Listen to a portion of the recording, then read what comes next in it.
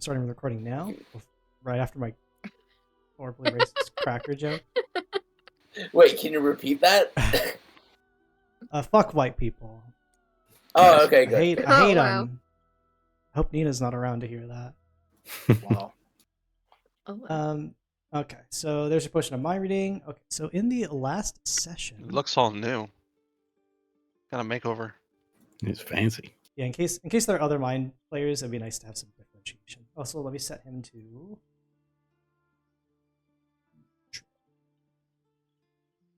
Okay. All right. So in the last session, pull up the notes. Party made their way to Roaring Shore. They attacked the Mind Flayer's stronghold. The Mind Flayer, who is this fella right here, Gazagrix, he plane shifted away. You fought off waves of Uchalan and mind-controlled villagers. You discovered a way to free the villagers from their mind control. You killed many of them in the process. Finn then freed captives beneath the stronghold who had yet been turned into mind-controlled slaves. They gave information regarding the potential whereabouts of the Mind Flayer. Following the lead, you gave chase, and you found the Mind Flayer at an abandoned mill, and you managed to speak to the Mind Flayer. They convinced you that they were not connected to the Great Mind. They were repulsed by the actions of the Great Mind and fearful of it. They agreed to join your group at the very least temporarily to assist them against it. They have made it clear that they do not wish to fight other Mind Flayers or the Great Mind under fear that they would become enraptured and lose what sentience they do have again. The party then returned to Lathar's Lantern, where you discovered that your ship had gone missing. Upon contacting Scuttles, the party learned that the ship was attacked en route from the Kraken Gate and was captured by Captain Callus. That's where your party stands now, currently at Lathar's Lantern. I gave you all long rests because I was running some simulations, so if anything looks funky on your character, please let me know. You should have all your items intact, and everything should be replenished. But otherwise, you find yourselves here at Lathar's Lantern. We discussed a little bit in the chat about what the party might want to do. There was some, I wouldn't necessarily say disagreement, but different opinions about what course of action they should take. Some people are interested in going to either back to the Warlock's Crypt to fight the Necromancer, to travel east to the Tomb of Jurgle to complete that portion of Chimera's quest. And then Domo wants to head south to Baldur's Gate and then further towards the Cloakwood because they had received word that their friend Una had gone missing and that the party of the Dread High Trident is losing ground against the Emerald Enclave. So I'll let you guys talk about this out of character, in character, however you want to handle it in terms of figuring out where you want to go next. You wouldn't think Scuttles would steal the ship, right? Probably not. If we found Scuttles and he stole the ship, we would just kill him, but I think he knows that. And, Aslog is dead. We don't have any lead on where the ship is either. For me, the Cloakwood is the most important thing right now. I would like to try to go and talk to the other Avatar, but I know Domo hasn't heard word back from their friend yet. What do you think, Domo? My greatest concern is resolving the conflict there. You know, I would happily sail to try and find the second Avatar, but other than that, I couldn't. I couldn't, in good conscience, leave this area to take time to do much else. I think I'm of the same mind. At this moment is it'll happen quickly. Time is of the essence, and if we have a chance of stopping this, I think the sooner we do it, the better. If the High Trident's party is backed into a corner, I don't know. They have a lot of tools at their disposal, I imagine, and if their target is the Cloakwood, that's something I like to avoid, no matter what I think about the Enclave right now.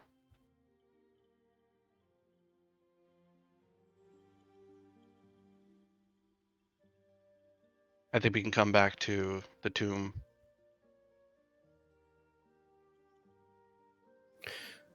I wouldn't mind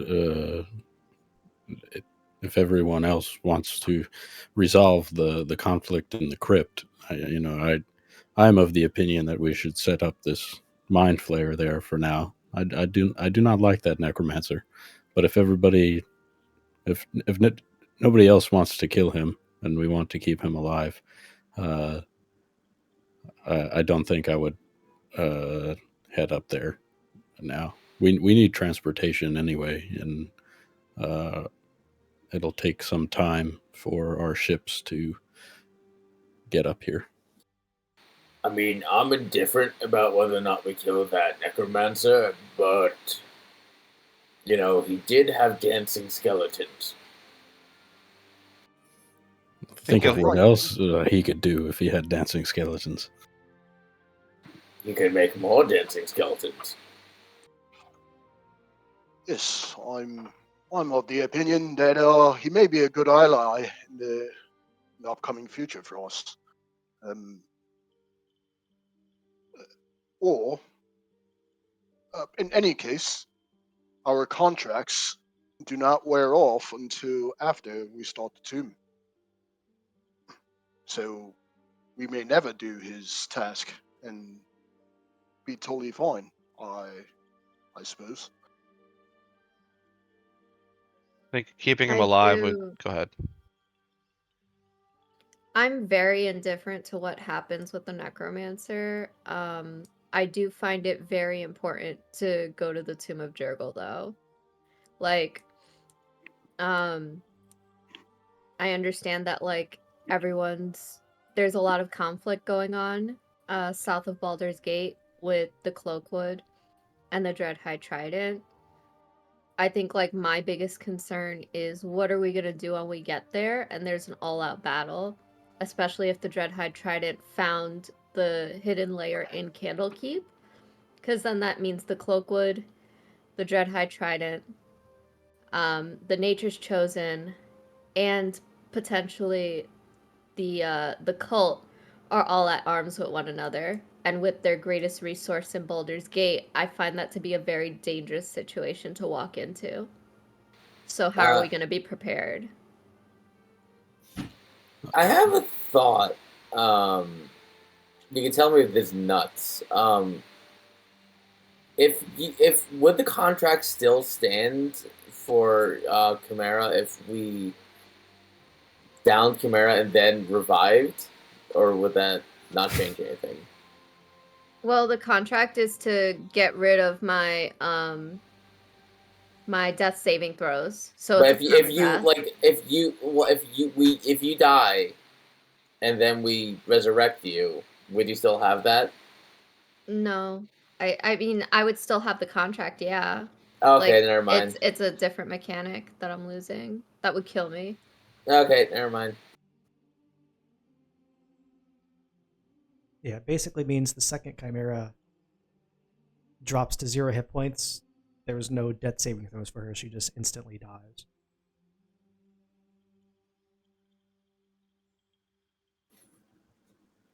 I understand your concern of just going directly back to the Cloakwood, and that wasn't really what I was suggesting. I do think we need the second avatar to on our side to have any hope of resolving the conflict there.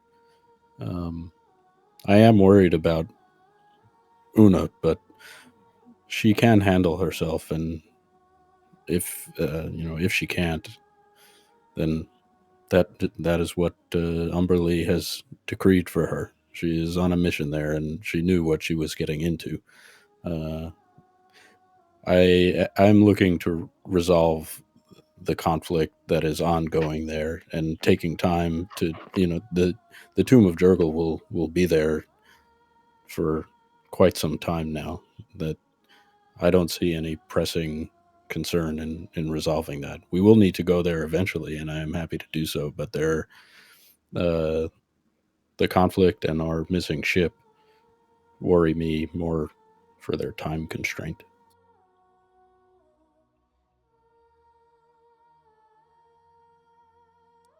Yeah, again, so I guess my question is, what are we gonna do when we get there? Because there's 4 really large parties at conflict, potentially at conflict with one another. It's not just the Cloakwood and the church. We So would what are we need to gonna find do? the second avatar first. If we can go to the forest on the island and find the second avatar, the avatar has sway over the enclave. If the current, I can't remember this person's name. If the current leader of the enclave loses favor with the people because they're not speaking for Sylvanas anymore, that could totally turn the tide. Okay, but isn't the first avatar at the Cloakwood? They're the So leader of the enclave. presumably, yeah, so presumably if the leader of the enclave is at arms or against what is it, Sylvanas? And Yeah, then we bring the second avatar into it, then they're at match with each other, but what about the army and everyone else? Like, my what are we gonna do? my goals from this is all I really want to do is to get my people out from under what feels like the wrong leadership in the Cloakwood. If we can bring someone there and have them usurp the current leader and change the Cloakwood and change the Enclave, there might not be a reason for them to fight anymore. It isn't 4 armies against each other. There's only really the 2 sides, and we're trying to. I think what we've boiled down to is help the church and the Nature's Chosen. So we're Yeah. trying to bring forces that would sway it towards the side we picked. For just streamlining this, should we just go get the ship first and then figure out what we're doing? I think we will have to Yeah. get the ship, but we have to decide what we wanted to do first. But we also have no idea where the ship is. Oh, Really? okay. Yeah, sure.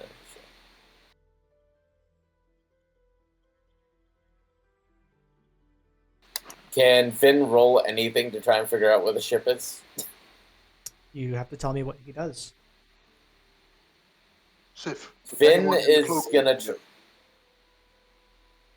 Finn's gonna try to, since he already connected kind of with the elemental that's running the engine, he's gonna see if he can sense where the elemental is in some way, maybe Arcana or something. I don't know. Give me a Arcana test.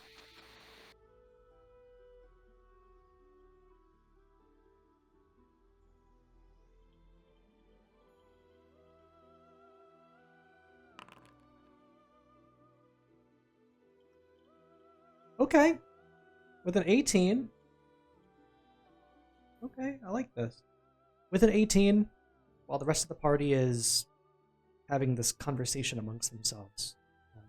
Mind you, your group is here at Lathral's Lantern, which is sort of like a seaside tavern.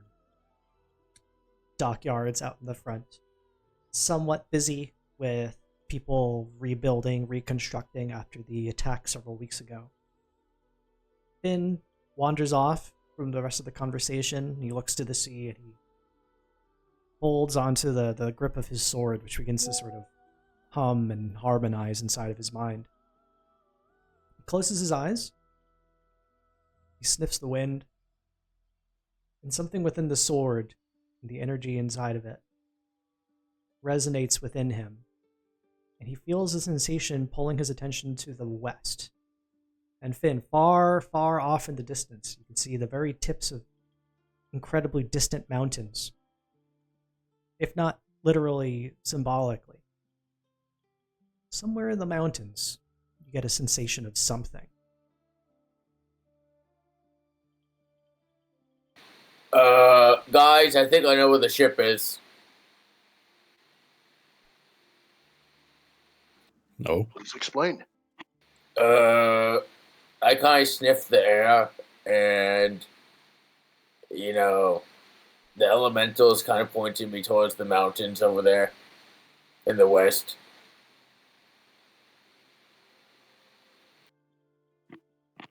Those of you in the group, Well, go ahead and it's a give me hunch. can go ahead and give me history checks. Everybody in the group, including Finn.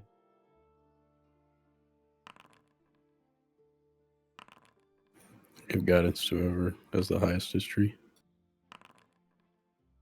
Yeah, well, You. It's gonna be Domo. It's Alright. it's me. So Domo, you know that there's a number of mountain ranges to the west. You got the Moonshae Isles, you got Norland. But directly from here, the closest to here, is a very tall and dangerous mountain peak that you know within the grasp of this set of volcanic mountains.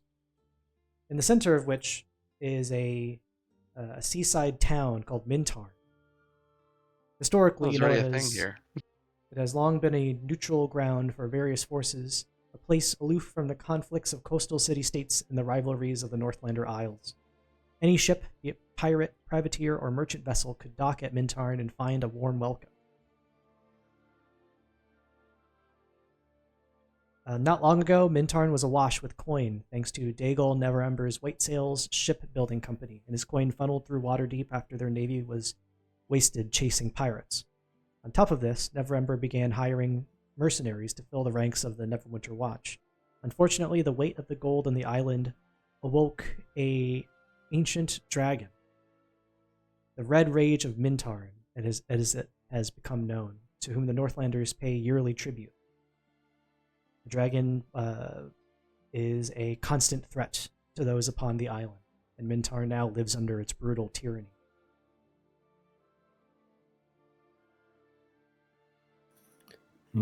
It does make sense that it would be out there. I'll explain or talk about what I know of Mintarn and say that that is essentially on the path from where they would have been traveling up at the Kraken Gate, and the Devil's Fin sightings there suggest they may be operating out of Mintarn.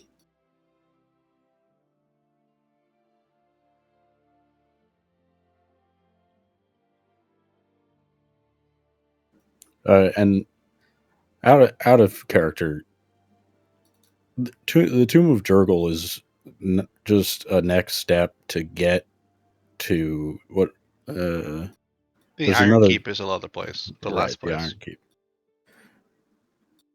Yeah, the Iron Keep, I would probably suggest you guys don't go to until you're like at least level 10. But yeah, in order to get there, so the going to the Tomb of Jurgle, I will say, will be very beneficial for many people in the group. And your group is capable of doing this.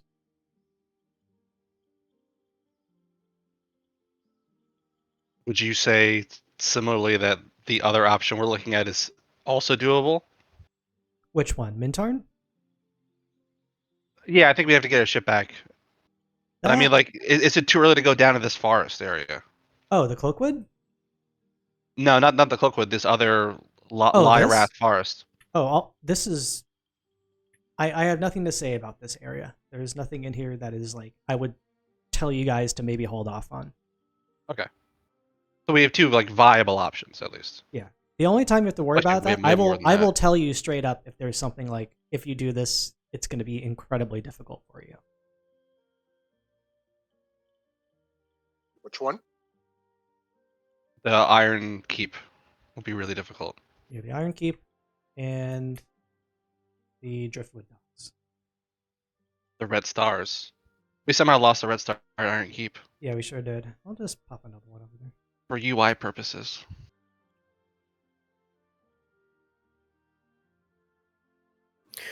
I guess as far as Domo's hesitation, like, is there any reason they would think that going to this keep could help them resolve the problems in the Cloakwood?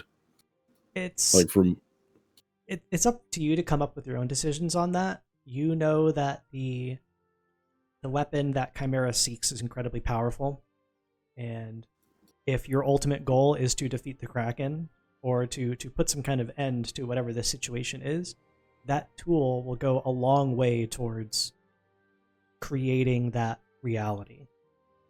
But that's like Iron Keep is the culmination of that. It's not the tomb. Yes, the tomb is the next, like you mentioned before, the next step, the final step before the tomb, or before the Iron Keep. In my brain, it's like if we go to the Tomb of Jurgle, like we have no reason to go back to Lothar's Lantern, the Necromancer.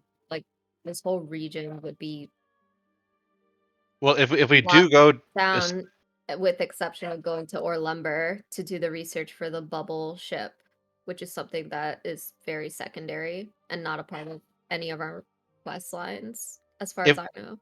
if we do go to the tomb, we do have to deal with the necromancer in 7 days. We could just do that first. We could just start with doing that, but that is a thing because I think that's what the curse is, right? If once it's open, you have 7 days to give him a lantern, and we also have to cut this Mindflayer's head off.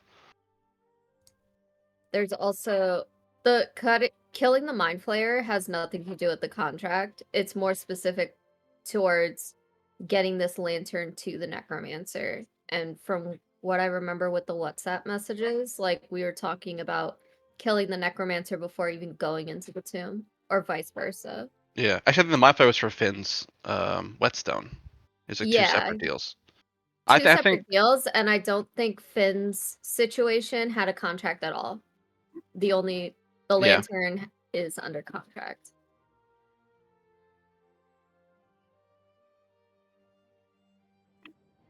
I think Sif would see it as the Cloakwood would feel more dire to Sif than going to, because like John said, going here would be really beneficial to everybody, but I don't think Sif would know that ahead of time. Yeah. So I think he'll see the Tomb of Jurgle as being like, all right, we really need to do this thing, but there's a fire in the Cloakwood essentially, and if we can put it out quickly, it's probably better for everybody. That's probably where Sif's mind is. So I think I'm leading more toward getting our ship back and going down to the South Forest and coming back to the tomb afterwards. Finn just shapes water and puts out the fires. The theoretical fires? Yes. Finn's dumb.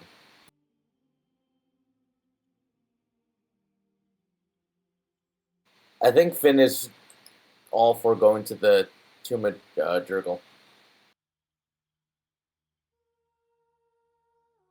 But he is very dumb, so he can be persuaded to go anywhere. Why don't we put it to a vote? What does the Theer think first?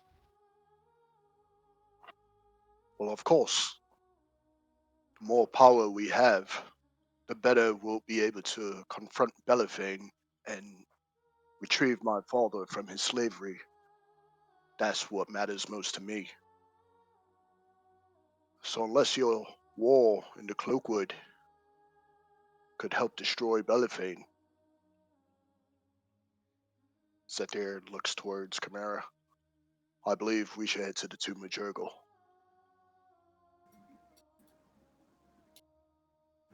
They are trying to put an end to the cult, the church. That is why they are there now, essentially. If we can convince the Enclave and the Cloakwood to swap sides, that would greatly diminish the power of the cult. So that if there are 4 armies in the Cloakwood, it is the Church and the Nature's Chosen against the Enclave and the cult. Getting a weapon to kill a god will probably be it's going to be extraordinarily important, but our current enemies now aren't quite god level. We can do with less.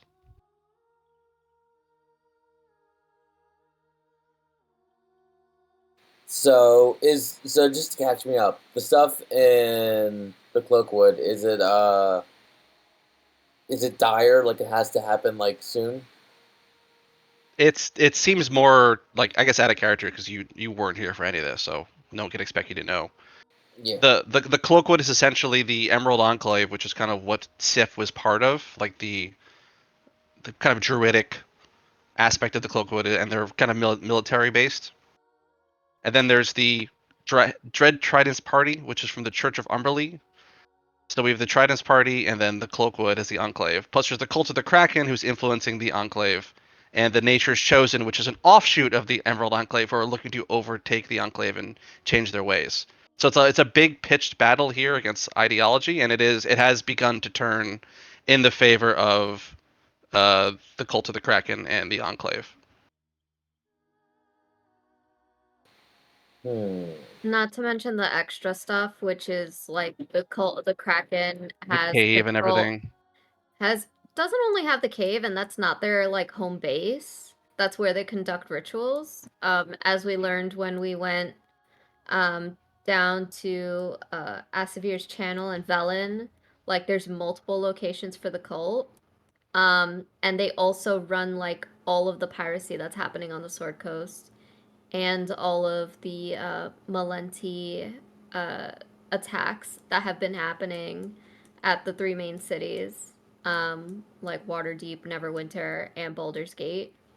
And one of the highest people in command, out of character, is Chimera's father, and he's home based at Baldur's Gate, which is one of the biggest cities, like in the Sword Coast.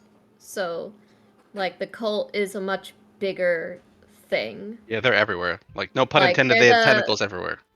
They're like the main bad guy, I would argue, like in our campaign. Okay, so there's a very simple way to solve this. Odds or evens?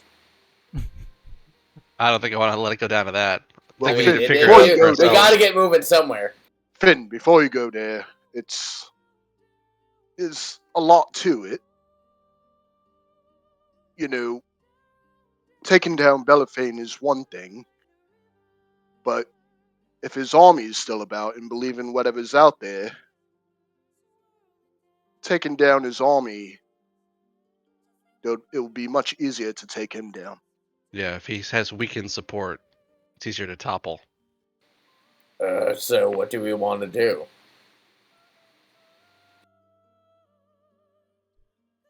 Because we could get the sword and take Belafane. It's going to be a difficult fight. But that's not going to stop his cult So from continuing their savagery amongst civilians. So why don't we go to the forest and then we go to Jurgle?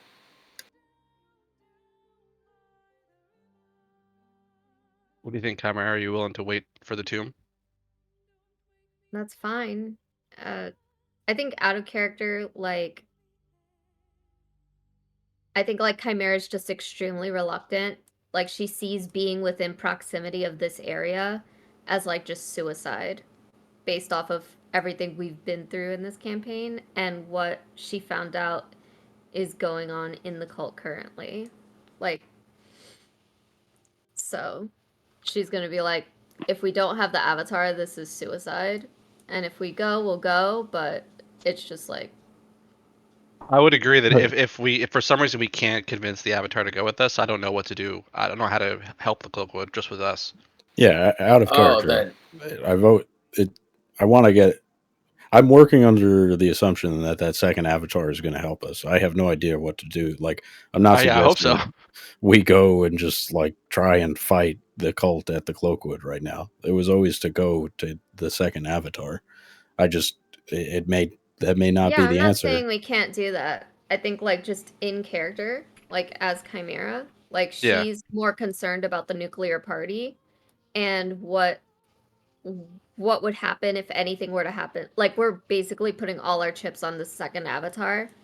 And if things go south, like, how is she going to protect the group? And the answer is she can't, and she'll probably bail on you guys. But the Tomb of Having- Jurgle wouldn't like get us to the point where you could turn the tide of this battle by Yeah, yourself. it's like a step in a process that will lead to that point, but it's like you get a key to a door that you can't see yet. And like if it was just the Tomb of Jurgle and then we could be really super I'm not saying powerful. we can't go. We could go. Yeah, Go. Just in character, Chimera's going to hate it. Finn is too stupid to know what's going on, so Finn will go wherever everyone else wants to go. Then again, Though he does want his stone, he can wait. having a really powerful weapon will help lead the way towards our victory. Especially, I agree with that, Matt. But like, We don't you get know, it yet. like Sif or like Devin and JR like have a point where it's like, yeah, we go to the Tomb of Jurgle, and it's like maybe there's other goodies for the rest of the party, but we're not gonna get that weapon until we're level 10, and we're only like level 8 right now. So we do have time to kill. It's just in character, like Chimera is like so freaking close to this thing. Yeah, she can like She's see like, it. I want to go. So in character, I'm gonna be a bitch, but out of character, it's like, no, this is the best option to go to the Cloakwood or to go to the second avatar. I'm there with you. Out of character, it's like Zethir is the one that believes that Belafane is going to give. He's very direct of what his goal is to save his father, and right now his thinking is that's the fastest way.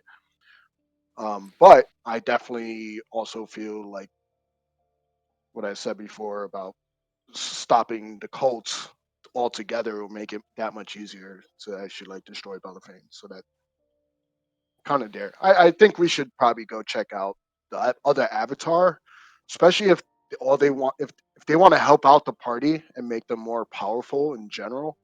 Like it's great having the more allies is going to be beneficial. We're gonna go Just down and they're gonna be like, "Fuck off!" Like, I don't want to talk to you. Yeah. So Finn, Imagine. Oh my god. And all this time going there, they're like, "Who? What? Don't talk to me." I'm Finn's, napping. Finn plops down crisscross applesauce and looks very frustrated. He's very visibly bored and wants to do something, and he's fighting, just wandering off. He's fighting it, but he is visibly very frustrated. The Mind Flayer walks over to Finn and telepathically says, "Are they always like this?" Unfortunately, yes. Oh, you people in a hurry? You They want guys- to figure things out. You can't hear me, just telepathic, Oh, sorry. asshole. Close the fourth wall. Finn, do you need some Get out of my Legos? head! Do you need some Legos or some Lincoln Hey, Logs, you want a buddy? ball to bounce? Yes, please. Right, Finn. What's your favorite thing to do, Finn? Hit things. Let's get him a paddle ball. Whittle something. But with like a sword. Get him a big All right. paddle ball.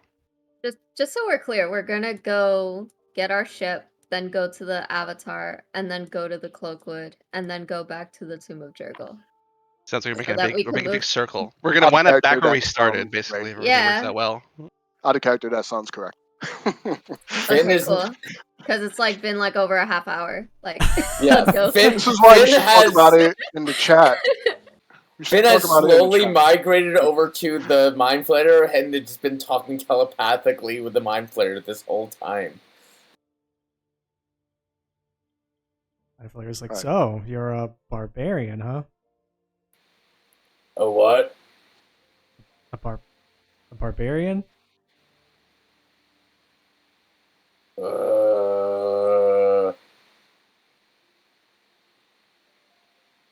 Yeah, sure. This is way better.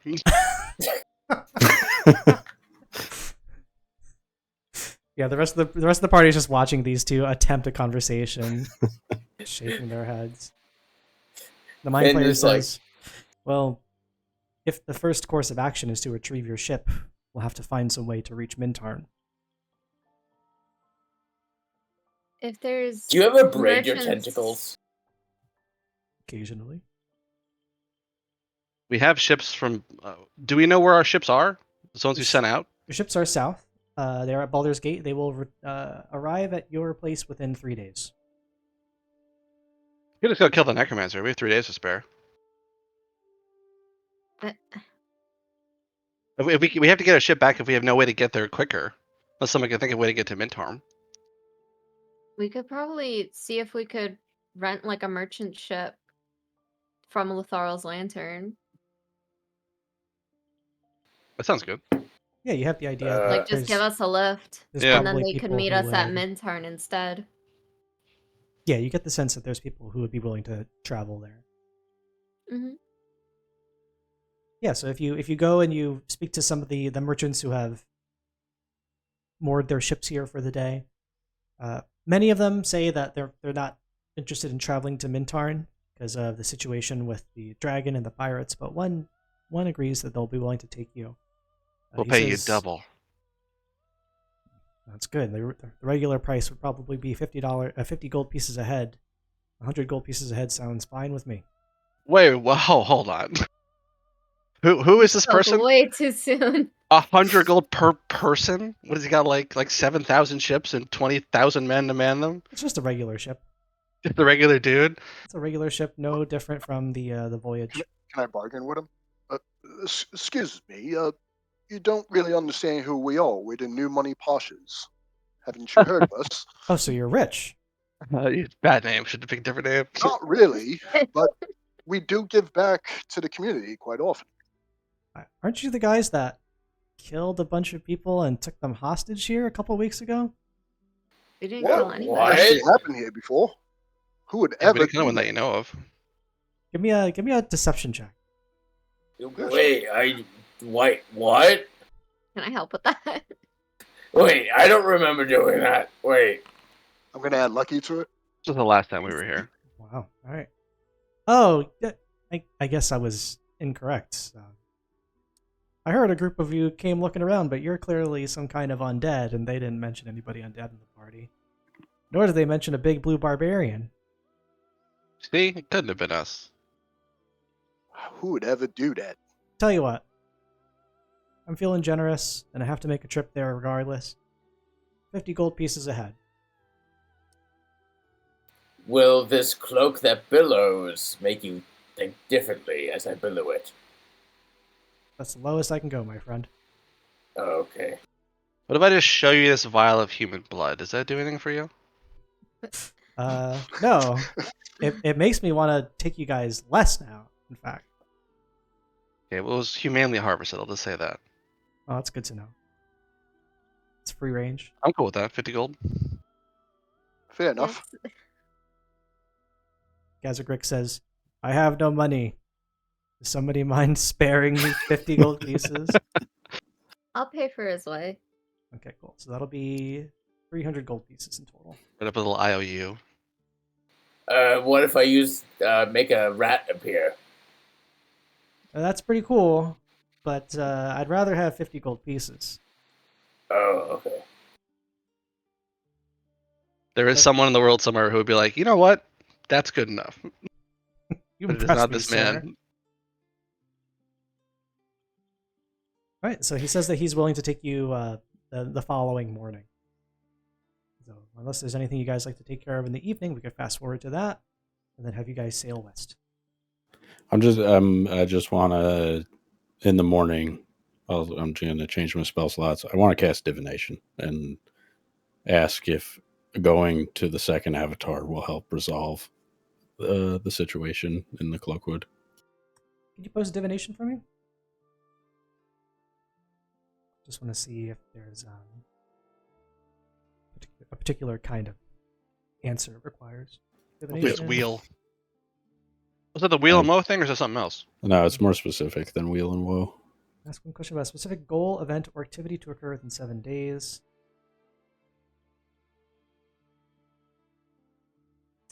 I'm going to say because you're probably not going to get to that place within 7 days, the answer you get is fuzzy. It could be anything. Well, we're leaving to embark on recruiting the. If leaving to recruit the second avatar will help. In the I think it means it's situation just too far away. Like it might take us 8 days to get there or something, or 9 days. That's what it sounded like. The outlook you get is on your voyage positive, but it doesn't. I'm going to say the spell itself you can't be confident is about the second avatar.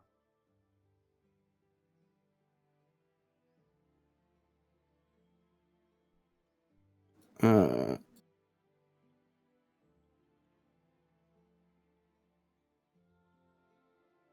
All right, your group. You spend the evening at Leftar's Lantern. I'll even This say will continue doing is whittling at night. sure. What he's making. And then the following morning, the ship packs up with some merchant goods. Looks like dried foods and liquor. Nothing too extraordinary. And it sets sail for Mintar. And it's going to take you guys 12 hexes at 3 hexes a day, so it's going to take you 4 days to reach it, Peasant ship, which is going half to, speed ship. that'll give you 1 downtime activity. So you can go down the line, and then each one of you can tell me what it is that you would like to do on your downtime. Let's start with... Can you post them again, please? Sure.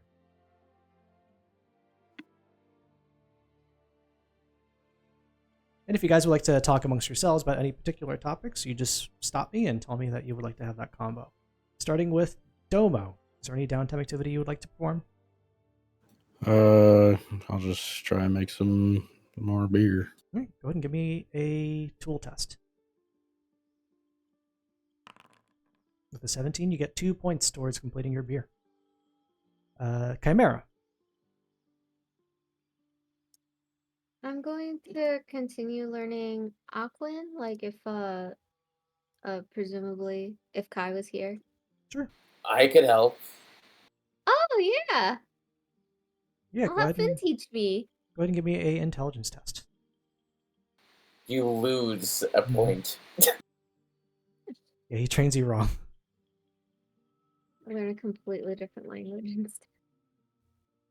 He tells you all It's like the, trying to all learn the- Italian, learn French. It's like, I don't know how this happened, but He's teaching bonjour. you all of the curse words, but as if they're greetings for old people. All right, you make 1 point towards your progress. Awesome. Finn, He'll try and learn Elvish again. go ahead and give me another intelligence check.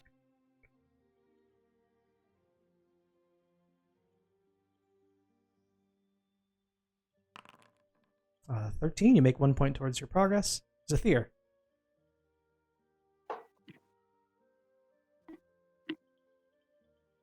Yep, Zathir's gonna work on his language. give me an What's up? intelligence check. Yep.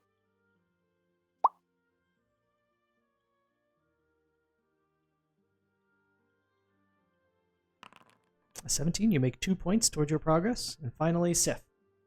Nice. I'm going to work my craft. Okay. I'm gonna be trying to make something, but I'll message you after the session about what I'm trying to make. It's Okay. a kind of a long-term thing, so I'll just roll for it now. Go for it. See if I even have this tool. I don't think I ever actually got like woodworking tools or anything, but I still am whittling. If you're whittling, then just give me a intelligence check. You can add Use your proficiency teeth. bonus. Okay. Intelligence? Yep.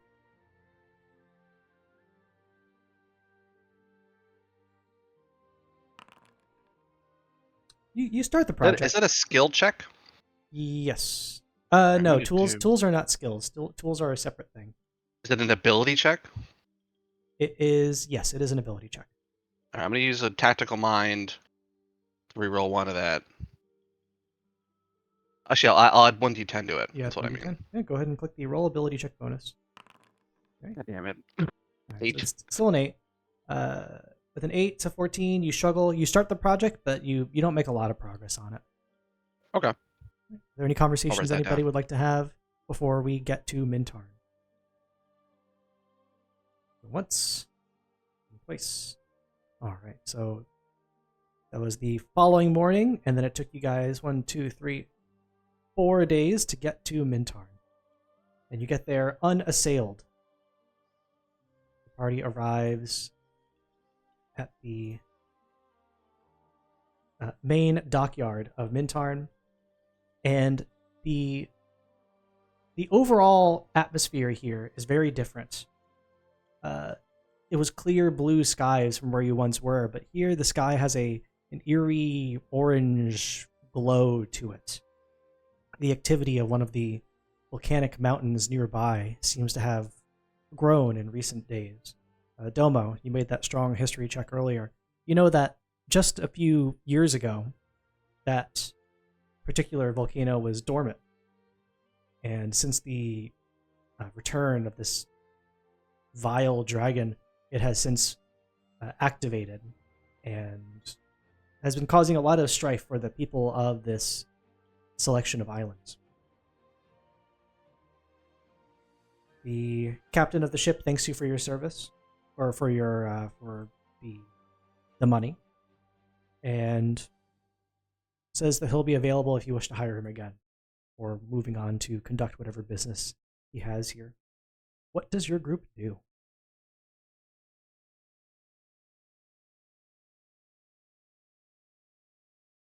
Know anywhere where they'll dock some ships? Just look around a bit. Finn said he saw mountains, so gotta find a mountain looks like it. What do you think, Finn? Does it look familiar? Finn make a perception check or something? Can I make a mountain check? I would say give me a wisdom check.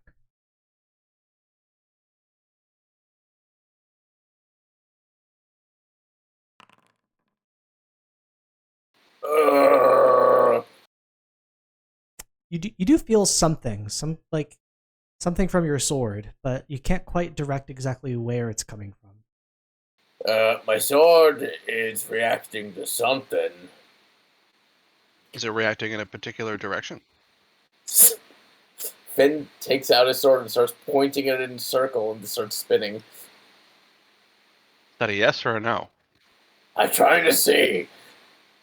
Can't quite get a bead Wait a on it, minute. but it does feel there's something about it. Like you feel like you're in the correct area, but maybe you're not as close as you need to be. Finn stops spinning and says, I think where we're supposed to be, I think. I'll cast Sending again to Scuttles and ask him if he can see anything from where he is, I guess. Can Finn try to do his Arcana thing again to see if he can focus it? I'm going to say you did that once, and that's it for this one. Okay. This is not like an active ability or anything. But you, Domo, you reach out to Scuttles and you ask him a question about what he sees. And he says that his group was brought to some series of islands. They looked to be volcanic in some way, but he couldn't give you any other details beyond that. He says he hasn't seen the outside in several days. They're keeping them locked up tight in the belly of one of the ships. And on this island, do we know if there are are there other villages and stuff, or it's just like this is the main place? Mintarn is the primary one by a long shot. There are probably smaller outcroppings, but it's you couldn't even really call them villages. Hmm. And the only other piece of information you have is there's a particularly large mountain peak to the northwest of you called Skaderrak, which is to be the lair of the Red Rage of Mintarn. Then, doesn't your sword only spot wheatstones? Wheatstones. Whetstones. I don't think it eats wheat, but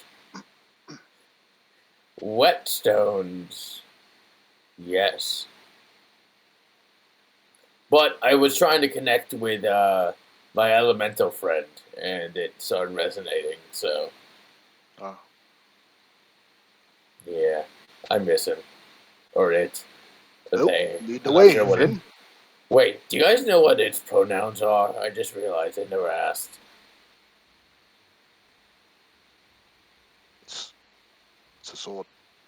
No, I'm talking about the elemental in your engine.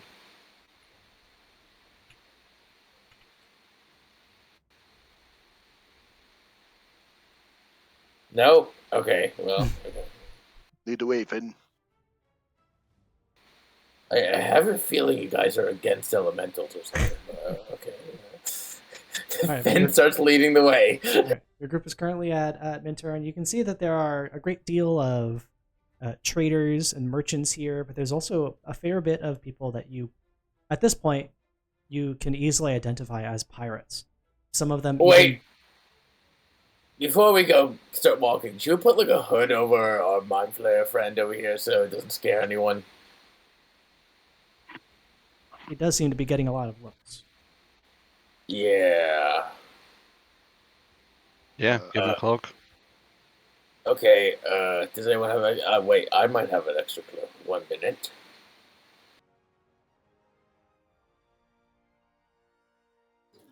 Can we have our Perhaps this could be of use. And he casts Disguise Self, transform himself into a somewhat off-putting, but still much more palatable, purplish-skinned human. Yeah, that's pretty good. Yeah. Okay. Can we have our bird fly around for a little while, doing some reconnaissance along the shore? Sure. I'll do the same thing with my fine steed in the opposite direction. Should I scout the coast from both sides? Are you going to be riding the steed, or are you just sending the steed out? No, I'll just summon like a dog and send the dog out. I guess I'll summon the horse because it's faster. All right, so you summon your horse, Chimera, you summon your steed, and the two of them to cover the entirety of the island, it will take them at least 2 days. Finn is still searching, looking for the boat. The ship. Right. You and the rest of the party spend a couple of hours during the day looking through the various dockyards of the ship, the dockyards of Mintarn, but you don't see your particular ship. You do see a lot of people that are kind of giving your group odd looks, as you're being quite obvious with your particular look, and eventually one of them approaches you. Giving an awful lot of attention to the ships here. Is there anything I can assist you with? Right. We're looking for a particular ship here. It's called the Sea Skater. Have you seen it? Heard of it? Sea Skater. Can't say I have. A lot of ships here, though. Is this one different in any way? Special, perhaps? Well, it's a small thing. Did it have a particular color? Did we color it? It does have my friend in the engine. It's Right. powered by a water elemental. It's powered by water elemental. Powered by Quite no- special. I've heard of such Why are you ships. guys so racist towards my friend? I've heard of such ships before, but I can't quite say I've seen one. Such a special thing, I don't think they would dock it here. It would be a prime target for thieves. How is life in Mintarn? Are you worried about raiders or pirates, or how is life here? They're not necessarily worried about attacks by pirates. The territory that you now stand on belongs to the Red Rage. We pay tribute to him so that he does not burn our villages to the ground. He That's is a a- dragon, yes? Yes, fearsome one of the biggest I've ever seen. He is our protector in some ways, but also our ruler, or tyrant, more likely. Can I meet the dragon, please? I don't think you would like to, nor would he care for meeting with you. The only thing he cares about is his hoard, and protecting what he believes to be rightfully his. So as long as you live here, pay tribute, the dragon will protect its hoard and you as a result of that because you're giving it tribute? That seems to be the deal. Although it's less of a protection and more of a Self-protection. vengeance against someone who dares to hurt the things that he believes belong to him. Can Finn make an insight check to see if this guy knows that they gave the Sea Skater to the Horde? I don't think an insight check would be able to determine that. Or, like, if he's hiding something? Sure, you can give me an insight check.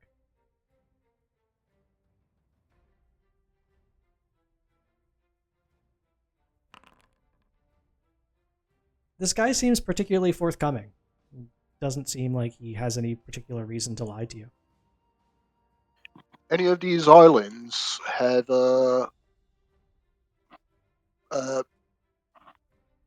I guess what I'm saying is any of these islands particularly dangerous? Many of the ones beyond Mintarn have all been but abandoned, destroyed when the Red Rage came and awoke the volcanoes. I have heard tales of some people taking up some form of residence since they've been abandoned, but I haven't seen it for myself. My trade route primarily takes me from Mintarn to Baldur's Gate. With Awesome. the dragon protecting the area, I would imagine they'd be kind of pirates and then wouldn't mix too much because it's two people trying to take over an area. Do you know how other pirate encampments here, or do they live in harmony, or how does that work in Mintarn? Give me a persuasion check. Persuasion check. I will give you a persuasion check if hopefully help Dylan him gets out back with that? before I. Oh, there it is. Well, you rolled Dude. an out one. I'll use my inspiration. I've had it for a while. Sure. There you Wow, go. dude. Wow. 1 in 2. What is it? 1 in 200? 400? Says to you, Damn. This shit's great. I can't quite Hold on. say. Let me see what the number actually ends up being. 5. Says to you, I rolled 3 ones. That's bad. he looks a little disturbed by the question and says, I really shouldn't be talking about this. I hope you understand. We need to keep tight lips here. You never know who might be listening. My apologies. I asked too much. Any place to recommend for a meal, perhaps? Question. He says to you, yes. You could find temporary residence in Castle Mintarn. He points over to a large, burned-out husk of a castle. It used to be the place where the lords of the island lived, until the Red Rage came and burned them alive.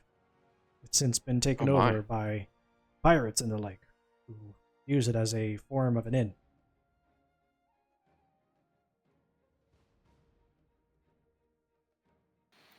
Finn starts walking towards there. Hope you find what you're looking for, and he returns to Thank you for your maintaining time. his ship. Before we leave the dock area, I'm gonna cast locate creature to see if Scuttles is in this area, or we're gonna have to head out. What's the range of locate creature? 1,000 feet. They are not within range. I'm gonna give this guy 2 gold for being so helpful to us, and to say thank you for being so friendly. Thank you, friend. Whole world. He kind of looks around. Hey, I heard, or don't say I am the one who told you, that Of course not. some of the pirates have a bit of a deal going on with the Red Rage. They pay him their own tribute, and he lets them take up residence on some of the islands. I heard don't the one to say. the one directly north of Mintarn. It's a bit of a haven for them, you might say. Finn jumps in the water and starts swimming towards it. To the north of Mintarn? So like this one right here? I guess I'm asking John. Okay. I'm making my notes. Oh, that's farther than I thought it was. Okay, my bad. Would that stop Finn though? Nope. Finn's gonna keep swimming. Finn, come back. We'll get a boat. Oh, yeah, that's true. Let's see, hold on. It took you guys 4 days to get there, and it'll take the ship.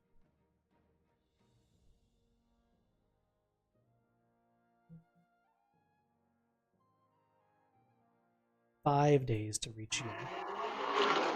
Jesus Sorry, 5 days to Christ. reach here? Hey, what the fuck was that? What the fuck was that? That sounded motorcycle. like a Like a That was motorcycle? Finn. Is that the Mintarn? That was the Red Rage. That was the Red Rage. Can we just summon dolphins or something and just ride dolphins over there? No. What? If you had animal handling, maybe. Well, Sif kind of can. I could summon 1 dolphin. You could summon one giant seahorse. It's 5 more days. No, for them to it'll take reach? 1 more day for those ships Oh. to reach you. Oh, perfect. So they are en route. So if you guys wish to just spend the evening here in Mintarn, you're more than welcome to.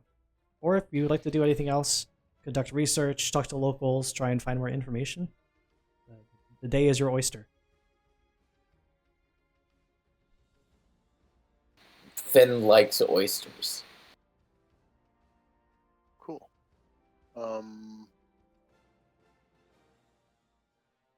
Oh, Yeah, can Finn look for wondering. oysters? Finn, go ahead and give me a survival check.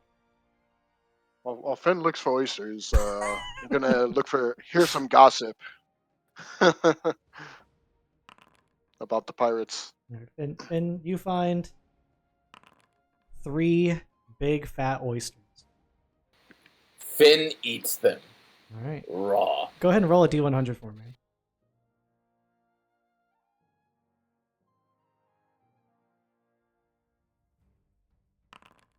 Oof. All right. Zathir, what is it that you would like to look for? No, I just want to hear some gossip about pirates. Give me a investigation check. Cool.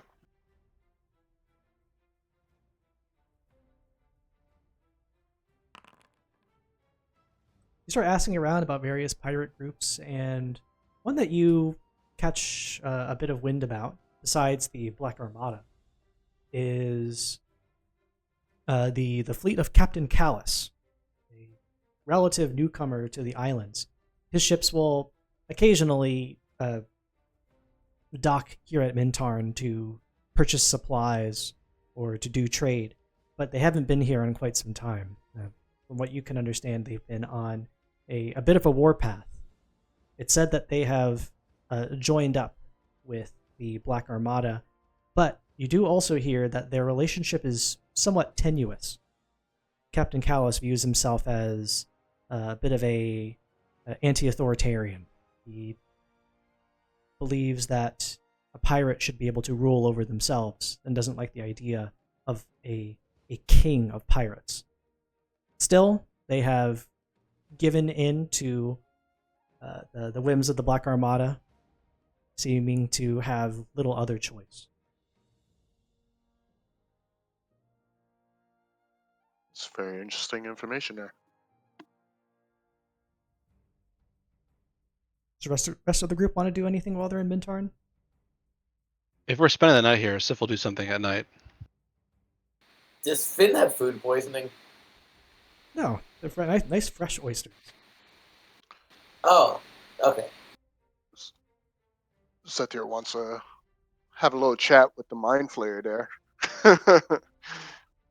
Sure.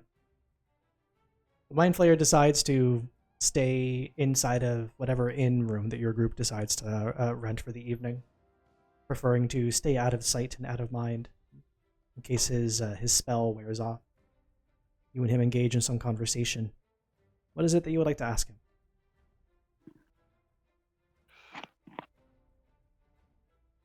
Well, I'm a bit new to me looking like this, so I can imagine how it is to want to stay hidden. Or do you glory in the way people perceive you here? All I wish is to be left alone and return to whatever it is that I deem and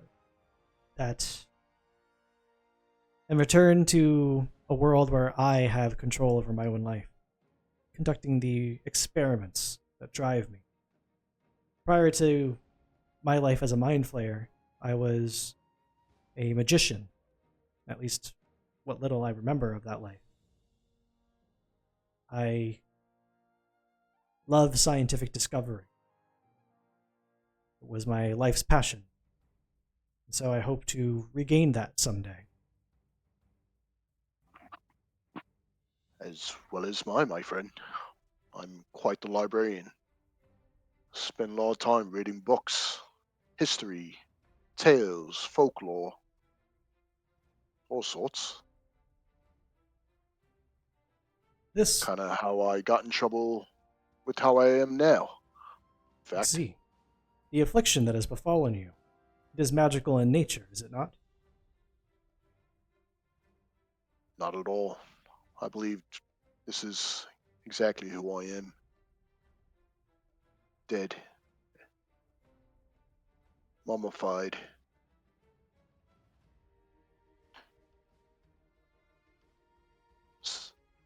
But it's allowing me to take care of business that still needs to be done.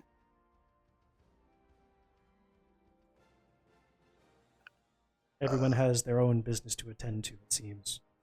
Your group especially, with the exception of Finn, seems primarily engaged in finding oysters, beating things with his fists.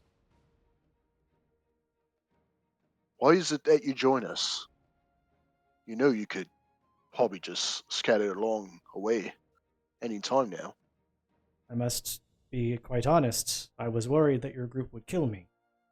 I have a feeling I would stand little chance against the entirety of it. But also, if the four are still alive, and they are here on the Sword Coast, they should be dealt with. While I do not wish to engage with those beasts, under fear that they may take control of me yet again, I should offer what assistance I can.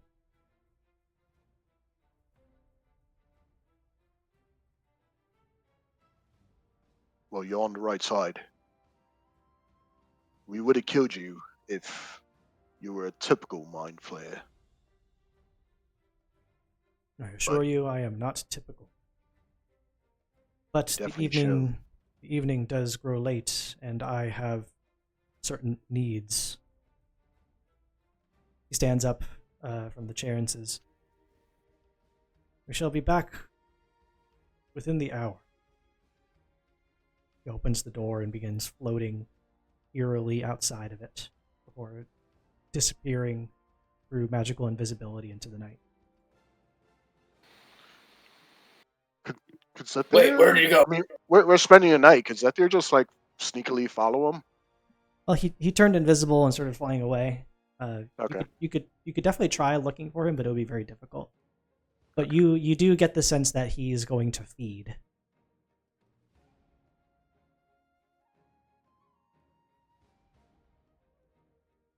Right, is there anything else that the rest of the group would like to handle before we fast forward to the morning? Well, there goes the rest of Finn's night. He was going to try and spoon the Mind Flayer, but, well, I think yes, Sif will, if we're spending the night, Sif will find a place that's like close to where we're sleeping. That's pretty woodsy, just like way more raw nature. And So- he'll take out the some of the things he's been working on, and they're not very good yet, but he's gonna put them on the ground in front of him, and like sit by a large tree, and just go, okay, let's see if I remember how my parents did this. And he'll like sit down cross-legged, close his eyes, and put both of his hands on the tree, and just say, "There's a lot at stake. Please show me something." And he'll just sit down, and since he's an elf, the entire night he'll just be there with his hands on there in a trance, trying to see if he can make some kind of communion with Sylvanas. Okay. Give me a... You know what? You don't have to give me any check. Just give me a moment.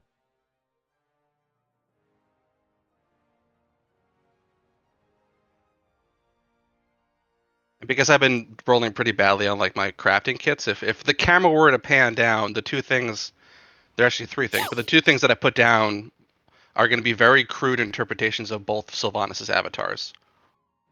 Sure. So you have one little wooden statuette of a elvish woman sitting in Yeah, and a little throne. stag with like only one antler because I chipped it off.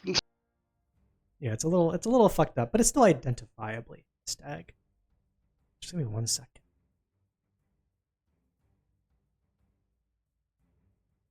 As you close your eyes to meditate for the evening, well, first of all, this island itself is nearly barren. It has been burned to cinders, not only through the Red Rage's fiery breath, but also because of the awakening of the various volcanoes upon the islands. While there must have There's been just like this vegetation, one. yeah. So while there was vegetation here at some point, a lush even, several years ago, there are nothing but desiccated husks of trees and foliage remaining. You find the one tree still clinging to life, several small leaves barely attached. They are green, but they are the few that have survived the devastation the island has wrought. Could I say instead that like Sif will try to look for a tree that he remembers his parents kind of doing this towards, and is only able to find like a very young sapling, Sure. and he'll sit down and say, "Well, this kind of matches the quality of my idol so far. So Yeah, all life is valid. This will have to do." you find something that has, within the past few weeks, begun to grow, and a tiny little sapling, no more than the size of a beer bottle, sticking out of the ground, out of the ashes. It is verdant and green against the dark reddish brown of the blackened reddish brown of the molten stone that surrounds you. And you begin to meditate quietly to yourself with these two figures in front of you, hoping to get some connection. Your mind begins to dance in the way it does when you meditate. Images come to you of friends and family, events, things that you're thinking about, party members, and your mind is drawn eventually to a particularly lush, beautiful forest, idyllic, even far beyond what you would see in the Cloakwood. With radiant beams of light striking down, the air seems to glitter almost with ephemeral beauty. And you hear the braying of a majestic beast as it steps up onto a large stone. It turns its head and it looks directly at you. And it whispers. Oh, wait, does this image come? It whispers to you.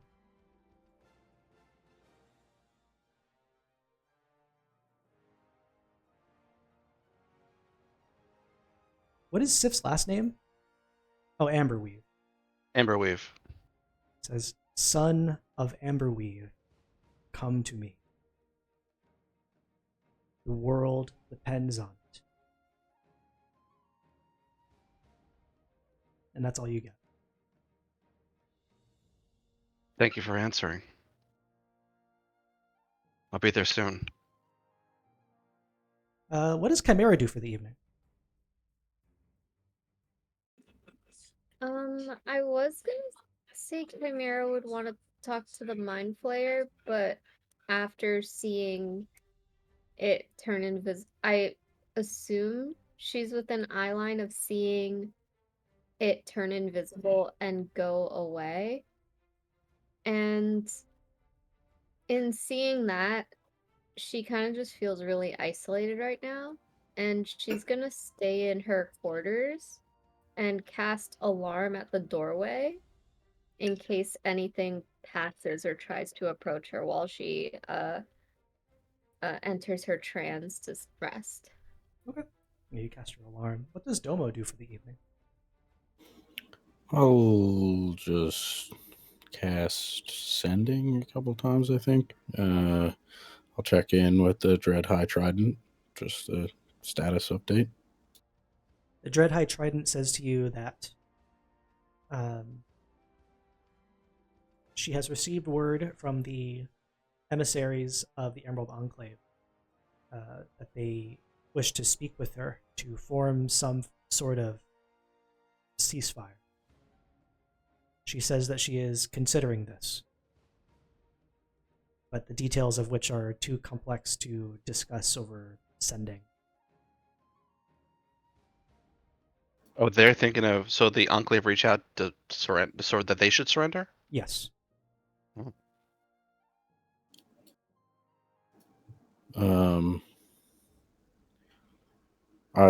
I'll cast it again to let her know that we're essentially what we're doing. We're trying to get the second avatar to exert some sort of influence on the Enclave, and don't be too hasty in accepting this deal for a ceasefire.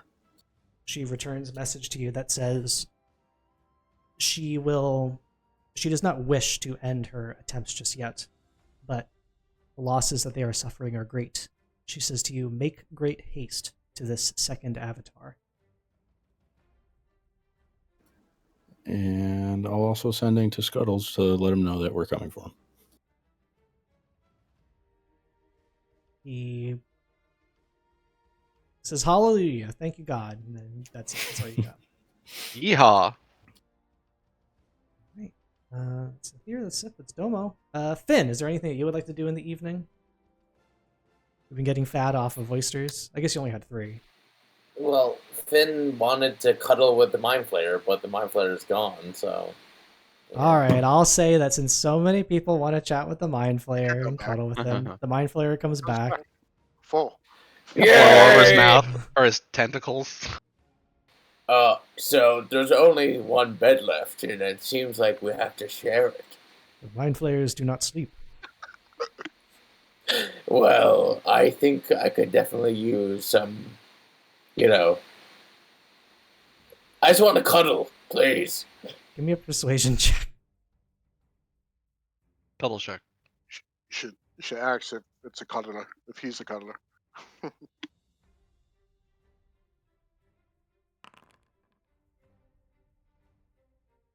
He looks to you and says,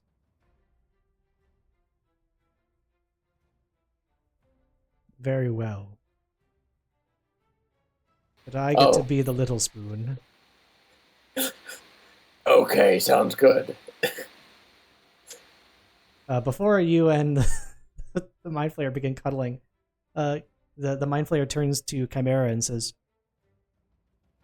you look like you have something on your mind. Although that ring protects you from...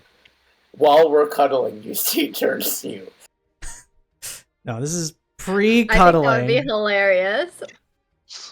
Turning That into would your actually- way. All right, all right. really funny. He's all right. So he's shirtless in his underwear on the bed, and he rolls over to you, and he's like very demure, and he's just, so what's on your mind? And his feet are like kicking up.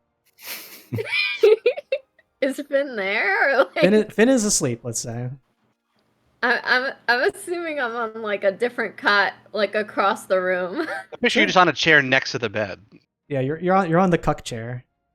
No, what the fuck? No, I cast alarm in my area. I assume I have. Chimera blows her whistle. I would blow my whistle in that moment. I would.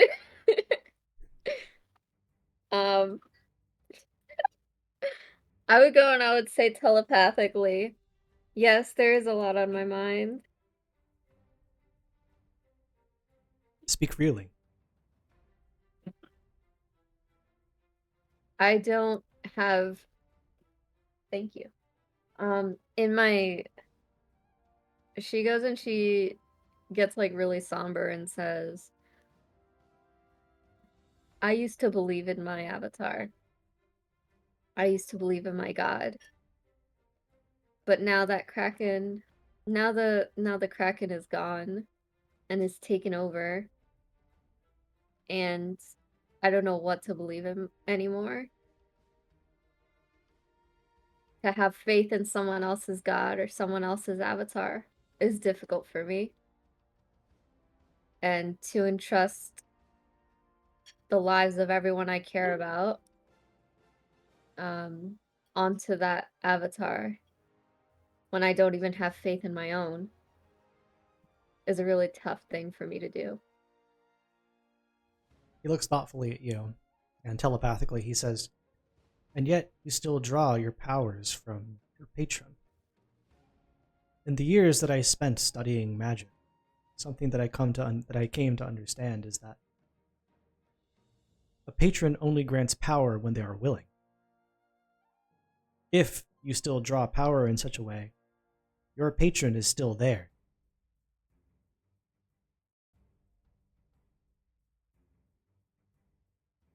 The one I speak to now seems corrupt.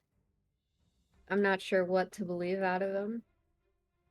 If this corrupt version of him believes in me, or if it's the true patron that still believes I could save everyone.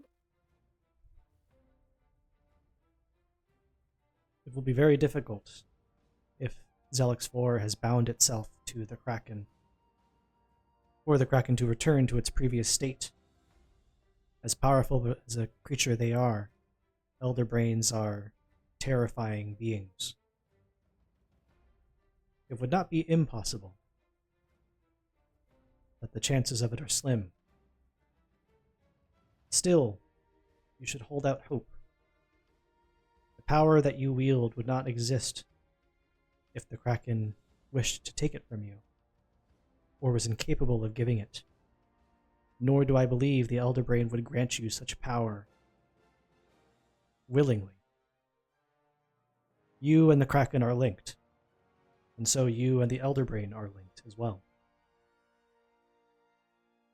They could easily pull that strength from you if they wished, if they had the chance. If I had to guess, they do not have the ability to do so.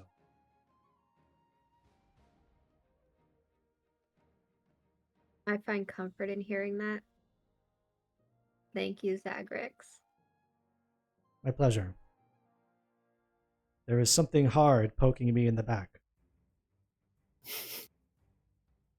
I'm gonna roll over and pretend I didn't hear that. Okay, good night. And scene. Okay, alright, so everybody... Wait. And no one's gonna point out the blood on his tentacle. Finn is Wait, caressing what? those tentacles. You just gotta eat, right? It was maybe Finn wipes it off. It's like, oh, you still have a little blood over here. Has anyone ever told you that you have such smooth tentacles? Yes, It is all I hear. I'm very conscious of it. Very self-conscious about my tentacles. You have That's beautiful all he eyes. hears. No one ever comes up with a better line. Don't need it. They're just that smooth. The following morning, you guys go down to the docks and you see that your ships are there waiting for you with their crews intact. Ships are fully loaded and ready to go. Because they have been conducting missions over the course of the past few weeks, they have some booty for you. Give me that booty. In particular, they got 700 gold pieces. That's cool. Nice.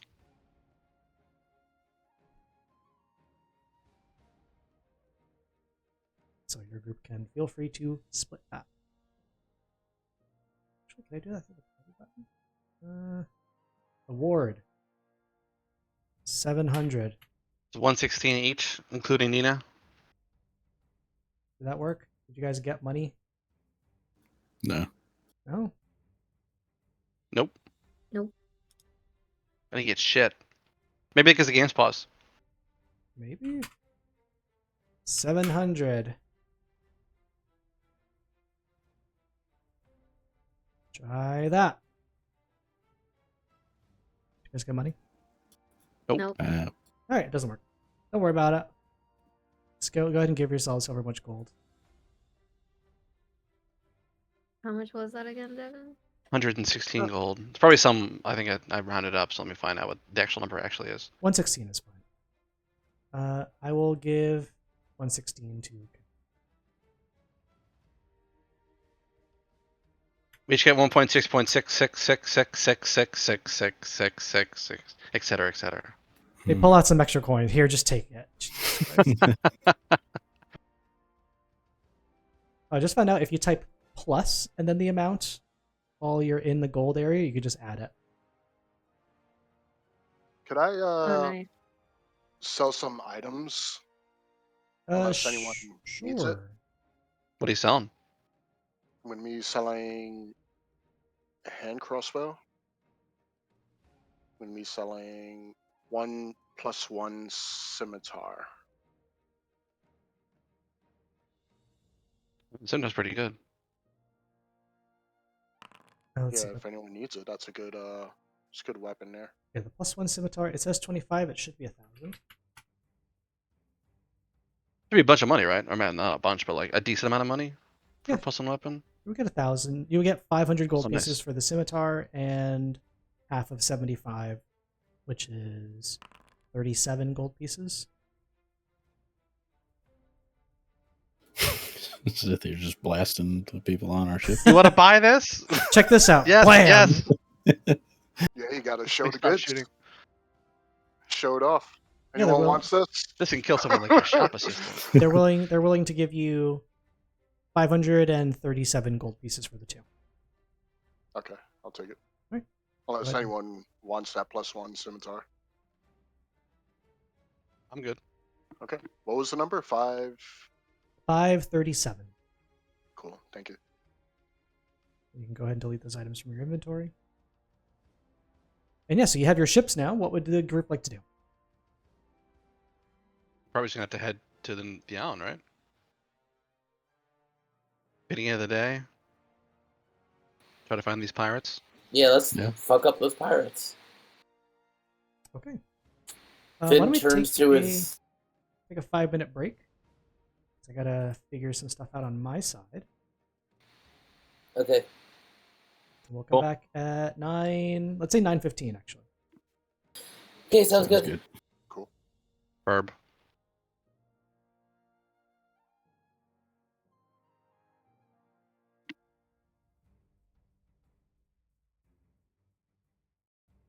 What is it?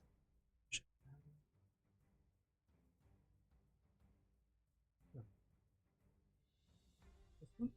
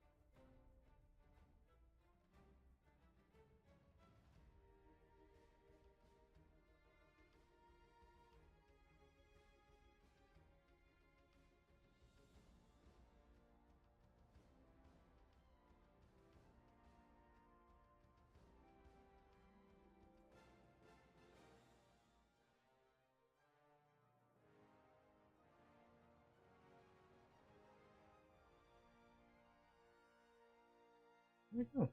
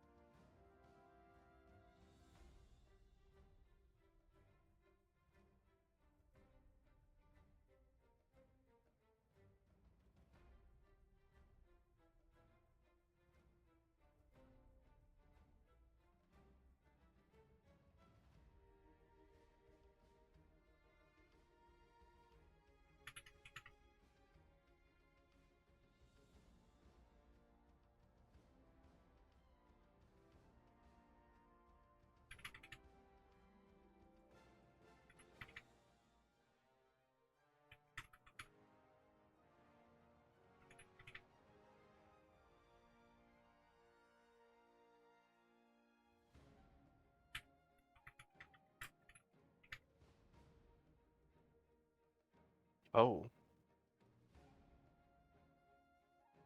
Yol. Yo, people of Earth.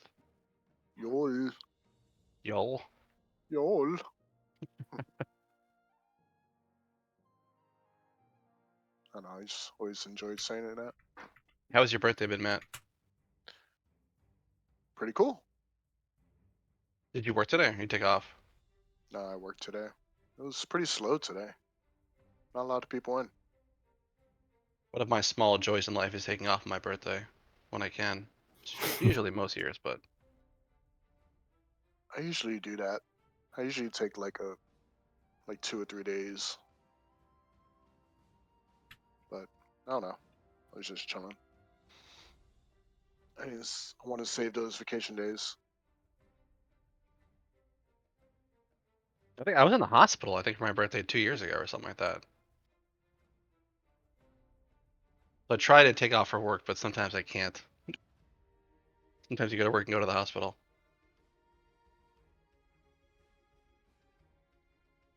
Yeah, that's not fun.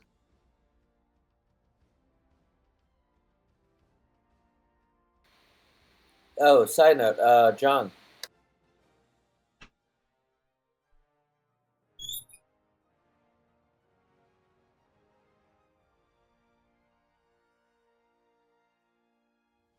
You get any gifts?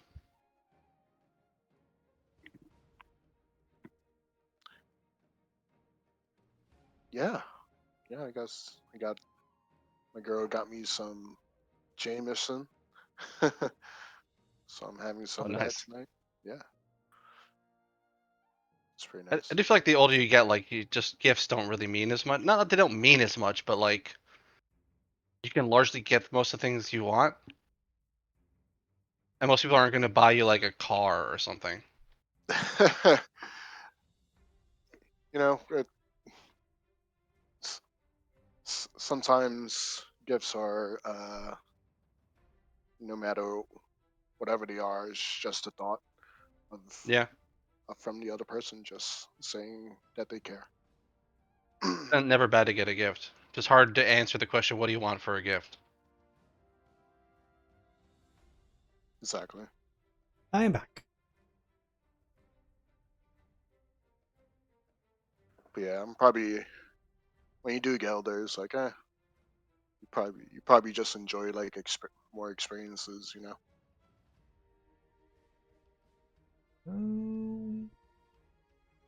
It's like when you're a kid and you get socks for Christmas, you would hate it. Now Yeah, that's like the quintessential thing where it's like, oh, thank God, socks. Yeah, I love socks. absolutely. Oh, thank need God, somebody socks bought me so 20 badly. pairs of socks. Yeah, like, oh, thank God. Yeah, I never have to think about socks for the next 2 years. True. There always comes a point in time when you look around and you're like, where are my fucking socks? And then, like, you can't find any. And you realize you just don't have any left. Or like you only have like one to a pair of bunch of them. You have like Like, one laundry load worth of them left, and then you only realize Yeah. it at that point. Yeah. All right. By the way, this has never happened to me. I have tons of socks. I'm a very responsible adult. Yeah. Let me You rewear them, don't you? Do you do the smell test? You're like, these aren't that bad. Of course, dude. He does the cum test. Like, oh, these are only a little crunchy. Yeah, right. It's only like 15% covered. I think we're good. Yes. People who rewear socks that have gone outside are insane. That have been put into shoes and taken off. You're all insane if you do it. I'm sorry. You never rewear socks? I rewear socks that No. I wear around the house. Like Around the house, I'll sure. have, yeah, but Not putting when I on, go out. Like, yeah, you have to remember, I work as a stuntman, so I'm like working the fuck out like crazy. Those socks smell awful afterwards. So those are not being reworn. I'm not rewearing socks like 20 times, but for sure, I'm going to put a pair of socks back on like 2 days in a row. I work in an office job. I just have to go there and sit. It's not like I'm getting super sweaty. Yeah, but that's they're That's fair. fine. they're in shoes. Your feet are sweating. They're gross. You're gross, Devin. I take my shoes off when I get to work. I'm not joking. Oh, really? I have a nice little carpet, so I can just take my shoes off. doing that. When I worked at SNC, Okay. used to love taking my shoes off in the office. And I will say also to incriminate myself, before I did have this option of taking my shoes off, I did this too. I'm not a saint. Like, I have so many socks, and they like are from all different pairs because, like, I always get holes in my socks because of how much I'm using them. So it's, yeah. Wear 2 pairs. Protect your socks with other socks. Yeah, but then my feet will Like a get condom. more sweaty. Wear one bigger size shoe, or 2 bigger size shoes, but like one size bigger. Just cut your feet off. Put your whole foot. No, off. you're right. Yeah, who needs Like, feet? I see. Who needs feet? You know, that will not put a hole in my socks if I have no feet. Yeah. That's a very internet argument. Oh, you don't like socks? Just cut your foot off, you idiot. If you're gonna complain so much. Think we're talking as much and long about feet as we were about what to do today. All right. So the group of you all hit yes. Okay, cool. So you have 2 ships available to you. You have the Voyage, which is a brigantine, and the Ocean Splendor, which is a larger frigate. On the Ocean Splendor, you have a crew of 25 people, including Reynard Blackbrook, who is the acting captain. On the Voyage, you have a crew of 20 people, captained by Captain Jeez. Greysail. It also has Store, Hornraven, and Chandri Dundragon, healer. We just brought like an army to Mintarn. That'd be sick. Are they worried? They are at your command. Let's fucking raid this island. Hell yeah. Yeah. I think we stay away from. Well, I mean, hold on. No, actually, no, hold on. We should just do this. The dragon might show up to protect whatever's going on with the 2 of them. And we'll fight it. We'll kill it. We'll make a counter deal. What if? We could try to bargain with the dragon. Tell him it's not in his favor to have the pirates in the island like that. We'd have to give them a better deal. What could we offer the dragon that's better than what the pirates can offer? We can tell them that the pirates are racist towards dragons, and then hold it for them. I doubt this dragon cares about other dragons beside itself, so it's not going to care about racism too much. But if we can give it like money, Don't dragons usually hate each other? Like the different. that's what I mean. Oh yeah, That's- dragons. The dragons can be like, good, I'm racist too. Dragons hate the shit out of each other. I Especially hate red dragons. We I should. would say We should. everybody in the group knows that like red dragons in particular, hate other dragons. Okay. We should get what's her name to come You up. know what? here. Fuck this dragon. This is a racist A dragon. llama? Yeah. This dragon voted for Trump.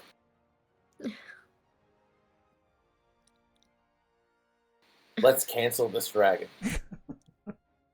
In a way, we might. I get the feeling llama's not going to come help. We could ask. Can't hurt to ask. I mean, especially she doesn't like pirates. I'm just gonna cast sending to Llama Yeah. to see if she would aid. She's in the area. Is llama a dragon? I can't remember. It's a Yeah. gold dragon, I think. Oh, cool. Bronze dragon? Bronze dragon. Yeah. Bronze. Yeah. For a minute, I thought you were talking about like casting sending to a literal llama, and I was very confused. Bleh. The spits on you. Bleh. Wow, this is gonna help us in the fight against the dragon so much. It kills the dragon. Wait, Llama how spit the one do- weakness. My only weakness. Yeah, you reach out to Llama. What do you say in the request?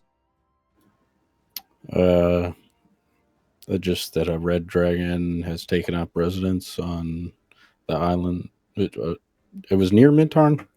That volcano is not on this Yeah, island, right? the They were over here. Right. Red Rage of Mintarn. And is assisting pirate activity in the area, which I'm sure affects her trade routes. We are looking to deal a blow to this dragon. If she could help. Give me a persuasion check, and you're going to need a. If you get a nat 20, All right, well, that's the Yes. opposite. We've had a lot of nat ones. A lot.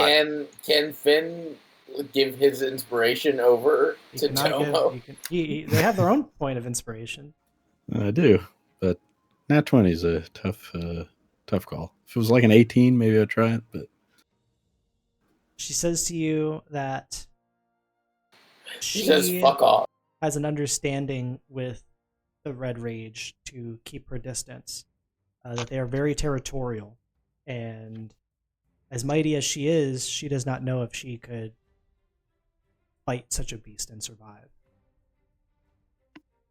She says that the group of you should have great caution and avoid it if possible. okay, That's good info, if nothing else. If even Llama's afraid to fight the dragon, it's probably a good idea for us to not attempt to face off with it if it comes to that. And try to find a way out with words. Finn turns to his new lover and says, "Do you have any information about how we should deal with this dragon threat?" The Mind Flayer says, "Whoa, whoa. Look, things are moving a little fast here. I don't know about calling each other lovers, but Dave, weren't you just kind of sitting in bed together for one night? Finn doesn't know what sex is. So I'm now pregnant. I'm pregnant. May I suggest we take our boats and do some reconnaissance? If we sneakily go around the islands, I'm sure there'll be a private cove where we might find a sea skater. Can Finn just swim around underwater to see if he can see anything? it would take you a long time to get there. I mean, we take the boats to get closer, but then he swims. Sure, that's reasonable. Yeah, let's head toward there. All right.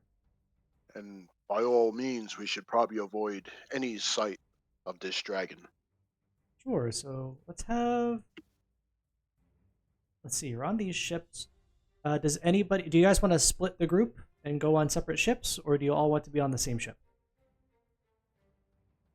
I think we split. Yeah, let's split. Who wants to go on? I'll go on voyage? the Ocean Splendor. All right, so Sif. yeah, I gotta be with my boy Reynard. Finn will be with the Mind Flayer. Been so clingy.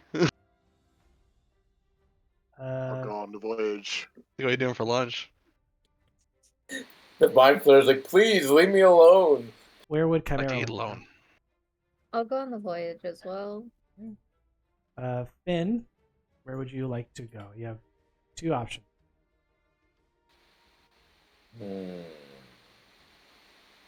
I guess, you know what?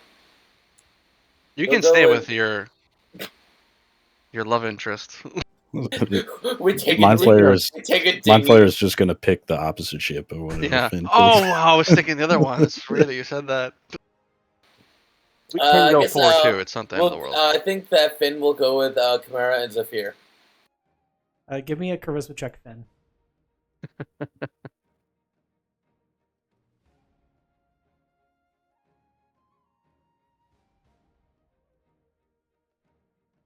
I mean, this is perfect billowing cloak moment. I'll let you add 1 to the roll because of your billowing cloak, but only for this specific roll.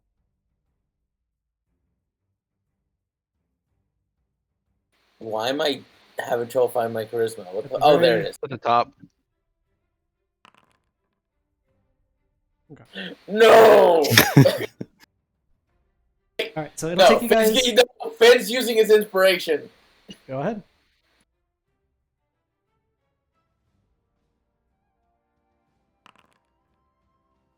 Oh, 9/11. All right. Oh no, it's even worse. Nice. All right, so it takes a little less than a full day, but it still brings you into the following afternoon, where your group eventually makes their way to the island directly north of Mintarn. Even from this vantage point, you can see that the islands all surrounding this region have been laid waste. You catch glimpses of the raging lava and ash pouring out of Skadarok, clouds of dark ash hover over it, and bolts of lightning begin striking down at its top.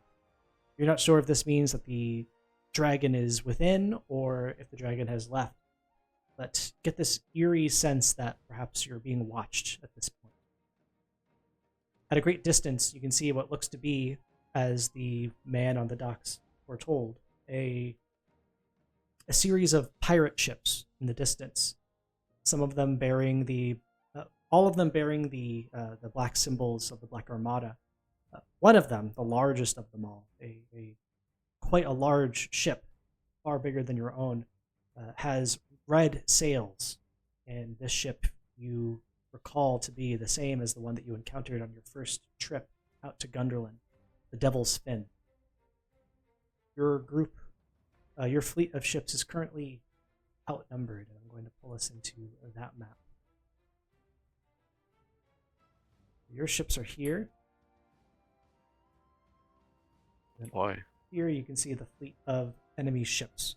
This is the island they find themselves on, and the Sea Skater, you can see, has been moored.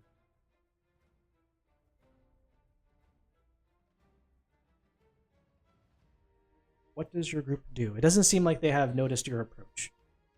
Finn has a plan. What's Finn's plan? Finn thinks he can swim underwater, so he can go pretty deep. And he's just gonna fucking crawl back onto the Sea Skater and free Scuttles and see if we can get the rest of the crew freed. And then we make our escape while you guys distract. That's actually not a bad idea. I would follow Finn if he does that as backup.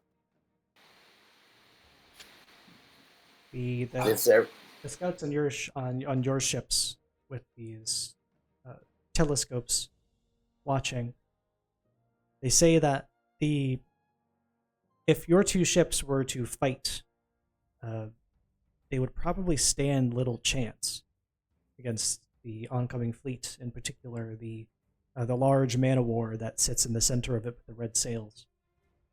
All they need to do is draw them away, so you guys can just run, just like shoot one cannon like ball, and just like run, like just run for it while we go and jump on the Sea Skater.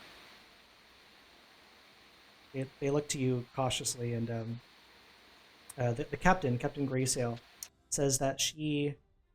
Actually, let me put your characters in. We were not particularly fast on these ships.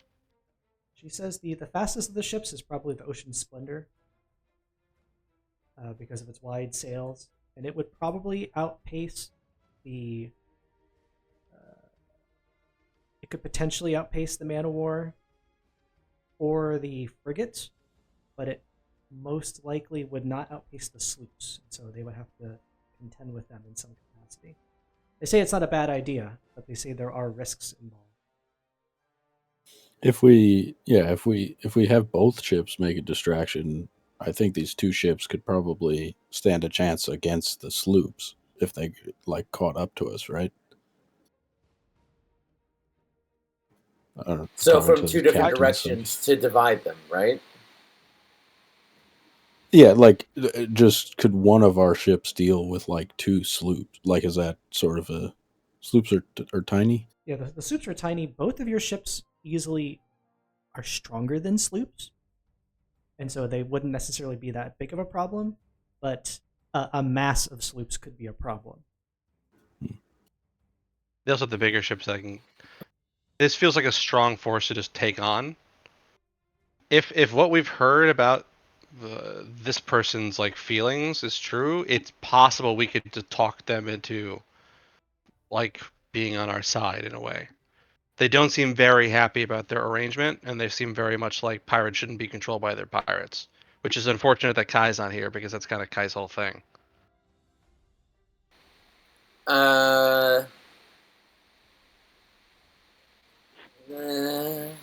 They just have our ship. We don't necessarily want to kill them. We would like to get our ship back. The issue is that if we go in there and things go south, we are absolutely dead. Did Callus want Kai to bring her back for a ransom? You have no clue. You haven't spoken to Callus in like 30 sessions. More than that. He was literally the very first session. We never actually spoke to him. He just yelled at us. We ran away. It just, I don't see a very good avenue for us to fight this and win. Like we just kind of have less of everything than they have, and like Well, we're not that's- really. That's Yeah. why we're running. I We- do we agree just- with What, Fid- By Matt? fight, We should go underwater. I'm sorry. We should go underwater, sneak onto our boat, all of us as a group, and just zoot it. Our other boats, we should actually just keep them hidden if they do like follow us, and then we could have an ambush on the faster ones. Yeah, that sounds good. Like we had them hide. What we could have them do is hide on the other sides of those islands. So if they do follow us and there are issues, they can just ambush them, right? I mean, as soon as you start causing a ruckus on this ship, if you don't have any other decoys, they're just going to alternate you, destroy the ship. That's what I'm saying. We should just have them like. What we could easily do is have them come out to. How do you point again? What button? Hold X. X. Have them like come out here. This is obviously visible, but way out of range. And they're gonna send some ships over, obviously, if they see at least one ship here. Maybe have the other ship right here, and have them just draw them in two different directions. Because they're not just gonna sit there and wait. And then we come up here while the other ships are busy. They'll be out of range, and it will take time for them to catch up. Like a lot of time. My brain's at if we could outpace the Black Armada's ships, like this shouldn't be an issue. Well, we outpaced the ship in the Sea Skater, which is like the fastest ship. The problem is that like, our main force is slower than 5 of their ships. Didn't Like- we have another ship with us that also made it out? Yeah, we had like the same size ship as one of these, I think.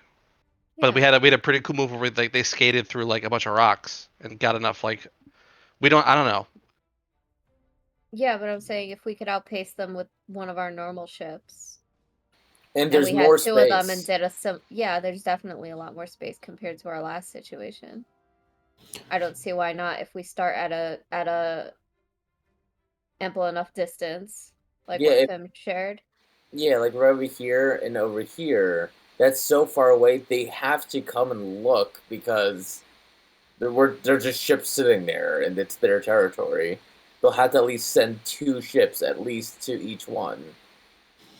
We probably are leaving Scuttles to die if we just go take that ship, though. Like, Scuttles is definitely not on the Ski Skater. He's imprisoned in one of their ships. Oh, I think Really? we were able to make friends with a mind flayer and say, "Hey, we'll give you people to eat." Essentially, maybe the pirate would just like having a friend. why Yeah, don't? No. we can let them keep this area if they want to keep robbing shit and giving tribute to the dragon. But like, we just want our ship back. Is there any way to spot where Scuttles is, Domo?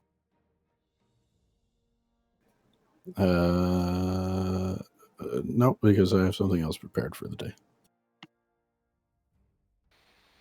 I guess Scuttles, when I asked him where he was, he would know if he was in the brig of the Sea Skater or not. Like, he would. The information he gave you, it made it sound like he was not on the Sea Skater. Was said he on a boat? He said he's on the brig of another ship. Those of you who are here, you would probably feel like a sloop is a very small ship. It doesn't have a brig. It could be either the frigate or the man of war, but you can't be sure. So, do we have? I think we have like a telescope, right? Could we do like some surveillance? Yeah, that's exactly what you're doing right now. Any particular ships have? I guess they'll be on the bottom. It wouldn't. I guess, yeah, there would be no way, no questions really to figure that out. Yeah, I think like in us looking at them, we figured out that they're all pretty armed. Would the smaller ships have a prison? I guess. Not really. It'd probably be one of the bigger ships, right? No, yeah. Finn John said is it's thinking either about the just frigate jumping in and or go the not to Finn. the Sea Skater, but to the Man of War and seeing what's going on underwater. Yeah, I mean, I say we should get a group to travel, but we need to also figure out. My guess is that we should just leave these ships behind, and we should just go as a group and like hop on the Sea Skater to see what's there first. Shouldn't we get Scuttles first, or do we not really care? We want Scuttles, I think. Yeah. Right? Okay, so why don't we hop onto the Man of War then, or scout a bit and see how many people are on the Man of War? Can we see how many people are manning that ship? The Mind Flayer says, "Your bird seems to be a mighty scout." Thank you for being the voice of reason. Thank you. I'll send Gust to go and look at the Devil's Fin. And also to fly a little lower to see if there's any like windows to the brig or openings so that he could see if Scuttles is in there. Sure. You send Scuttles out. I'm sorry, not Scuttles. You send Gust. Yeah, I Gust think will so take too, some Matt. time to make their observations. And during the time that Gust is performing this scouting mission, you see a large shadow blot out the sun traveling in the northeasterly direction. When your groups look over in that direction, you can see the flapping wings of this majestic, gigantic beast that easily outsizes and outclasses what you have seen of Llama before. You all get a shiver down your spine as you see it. This is pure magic incarnate, this terrifying being. It emits a roar off in the distance. It doesn't seem to have noticed the approach of your ships at all. Even if it has, it doesn't seem to have taken any care. It continues flying in this direction, and it's at that moment that this ship, as well as two of the sloops, begin making their way out from the harbor and sailing northeasterly.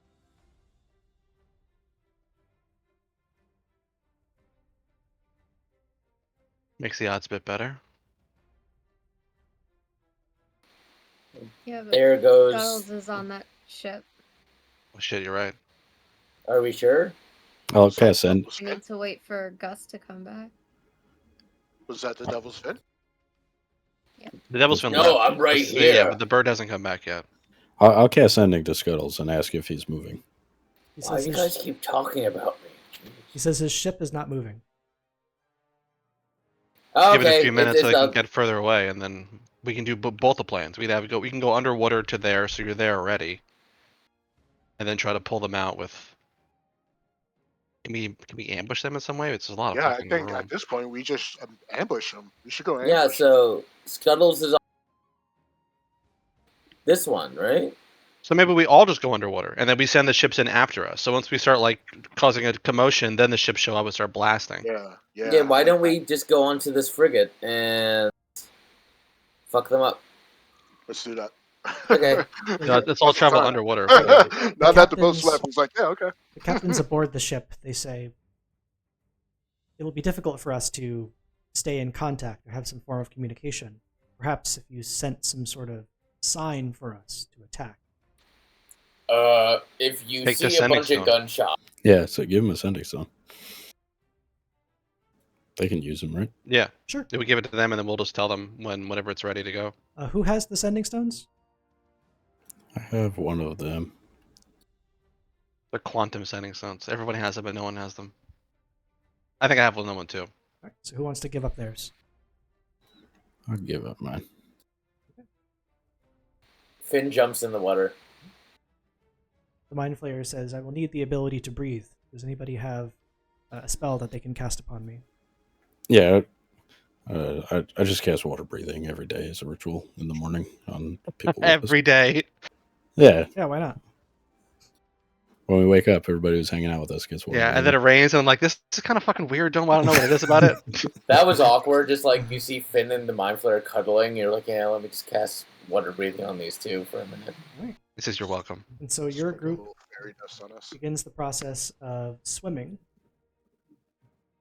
all the way to the frigate.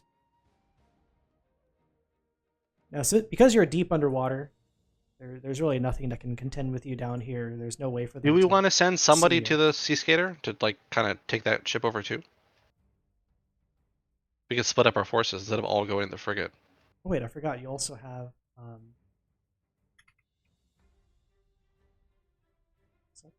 All right.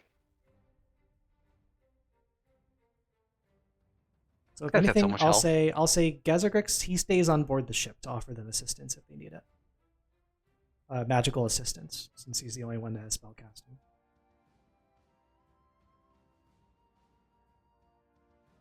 Yeah, the Sultan and one of us should get to the Sea Skater, I think, to prep the ship to leave. I feel like Finn should be, since he's a heavy hitter, he should go to the frigate probably. Yeah, I'm gonna sneak on the frigate with you and kind of start the ambush. I'll go with I the don't. I Sultan. don't think. I mean, maybe you should stay with the rest of them, and I'll go with the Sultan because the Sultan doesn't really do any damage. Okay. The Sultan says, if the ship is unpowered, it's possible that they might have released the elemental in order to prevent people from turning it back on. If this is the case, I will need someone with arcane capacity to help me complete the ritual to start it again. Wait, about my the friend's Sultan? gone? It is only It a might be the same thing possibility. as my steed, Finn. Maybe they can be released and they come back. They just go somewhere else for a little while. A farm upstate. They go there. for a A bit. single tear goes down Finn's eye. Finn's cheek. All right, so right now we have Chimera, Domo, Sif, and the Sultan, and then Zathir and Finn against the frigate. If that's the case, then I'll stay with. Maybe should we even split up? Is this a good idea? I think Wait, we. you're just going to the Sea Skater, right? Sorry. You're just going to the Sea Skater, right? I think it makes sense to send people to both. It's just I'm not sure who to send where. Well, if they said that they might have just disabled the engine, then they're not going anywhere, so we could just all go to the frigate. Right? When we had the bird scout out everything, did the bird tell us what the state of the Sea Skater was like and who was on there? The Sea Skater was. It had a couple of pirates on it. They looked like they were trying to tinker with the engine, but it didn't seem like they were making any progress. You could see on the frigate itself, they weren't able to identify the location of any of the of your missing crew, but they were able to tell you that there are 24 crew members aboard the frigate. Jesus. Yeah, so I think us three and Domo and Chimera could definitely handle over there. I think maybe one of Domo and Chimera should Yeah. go. I'll come to the frigate with you guys. I think Chimera can help get the engine started again if the Sultan needs that. And Yeah, I definitely trust Chimera to like blow up some heads too. yeah, So Finn's gonna probably jump on board. All right, plan. Let's start climbing from the bottom and see if we can go in at a lower level. Try to see if we can find like where the jail is and bust them out. Finn's gonna try and cause a distraction on the top deck though. So he'll just go by himself for a minute. Is that okay with the rest of the group? If anyone wants to do that, I'll take the first round of action to like as we're climbing up, try to look along the edges and see if I can see where Scuttles and the rest of them are. Like looking in the portholes or whatever. Whatever they call them on ships. Give me a perception check. Actually, this would be an investigation check. Okay. Can you Uh, change your mind real quick? And go back to what you said the first time. No. 16 anyway. Yeah, 16 is good. It will take you some time, but you do eventually find the location. However, there's no way for you to get into this port, this area. The porthole itself is too small. You would have to come in from the upper deck.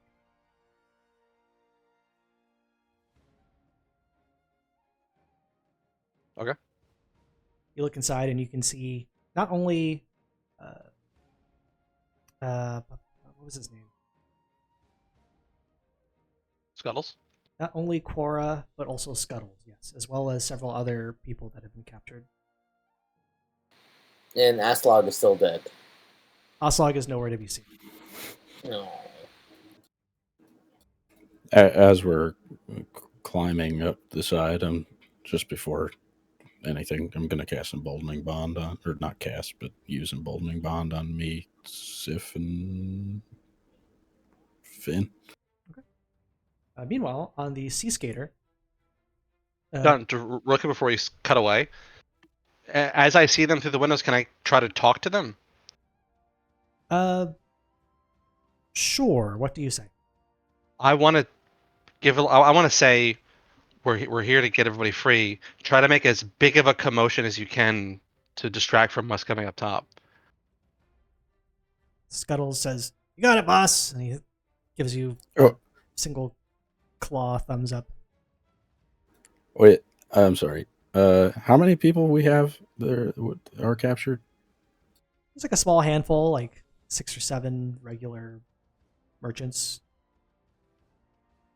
I'll look at Sif and Zathir since he knows them better, and I'll say we can get Scuttles and Quora out of there and leave everybody behind if we want to.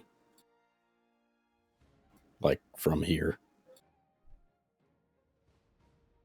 We don't need to get onto some other ship. I think no matter how this shakes out, we're fighting something.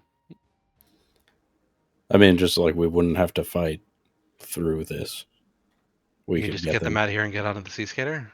Should we Yeah. make a hole through the boat and get them on the Sea Skater? Or I mean, I could cast Emboldening Bond on them, and they'd just be able to teleport out. Wow. So, wouldn't it be more priority to get the Sea Skater ready at the moment? I think if we teleport them out, the rest of the people on there are gonna throw hell. The only time they can use that teleport is if you're about to take damage. And no, you guys can't start hitting each other. I'm gonna punch Domo in the face so they can teleport. That is not allowed to work. That totally works. Absolutely not. I'm gonna say no. If you do have the thing that you can make a hole in a wall, maybe we could just get them out. I can do that with If there's a stone. window, we could break it in. Well, Domo can make a hole in the wood. Just Finn open could it up. break it. I can only do that with stone. Oh, interesting. Hey, Finn, can you break a hole right here? Well, they're gonna hear that. The benefit of the hole that Domo could make was it was gonna be quiet. I think we can't really teleport them out. We have them cause a ruckus, and we just go in from the top and hope that we can just chip through everybody and get down there. Finn's just gonna crawl on top of the ship. Finn crawls up on top of the ship, immediately alerting the entire ship to his presence. Chimera, you and the Sultan are now at the very bottom of the ship as it's bobbing in the water. You can hear what sounds like a commotion going on to the south of you. Some alarm seems to have been raised aboard the ship. Pirates on board yours, they look over. Some of them seem interested in what's going on. Another one says, "Get back to work. Captain Callis said he wants us working by evening." What do you do? I'm just gonna board the ship. Like you're just gonna hop on? There no stealth or anything? No, I want to fight. All right, cool. You hop on board Come the at ship, me. and the Sultan hops on immediately after you. Let's have I'm going to say we don't necessarily need initiative for this. But actually, yeah, you know what? Let's do initiative.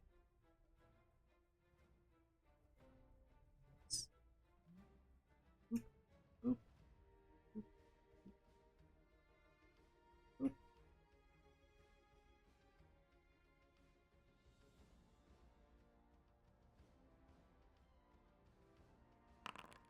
All right. We're going to start with Chimera. So Chimera, you hop on board the ship, and immediately one of the pirates looks at you and says, "What the hell? What do you do?"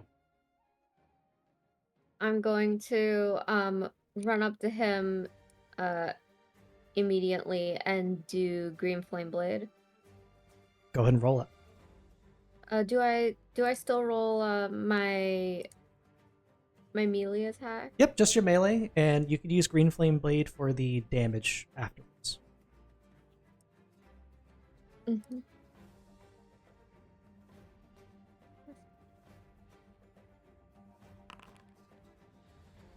All right, a 19 will definitely hit. Go ahead and roll your damage. Yep. –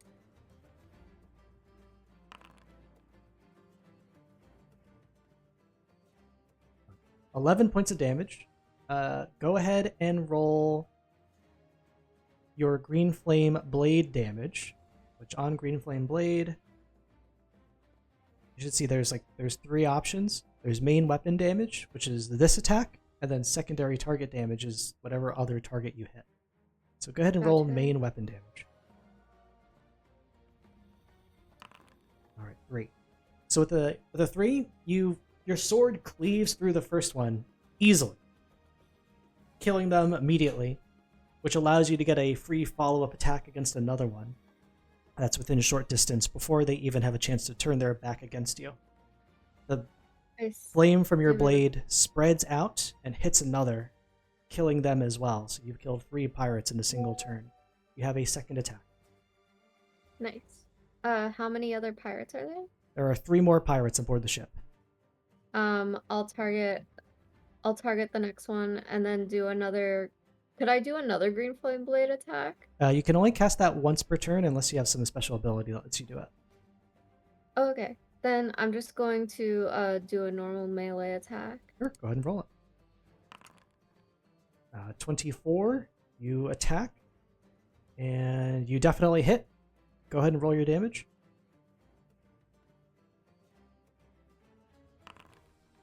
Nine points of damage. Because these guys are minions, you hit him, and you deal enough damage to pass a particular threshold that kills him instantly. You plunge your sword deep into him. You hear him sort of like gasping for breath as you do. You can see that there are still 2 more pirates on board the ship, and they both look at you as they immediately stop whatever it is that they're doing to grab tools nearby to defend themselves with. I haven't done my bonus action. I'd like Go to ahead. summon my tentacle.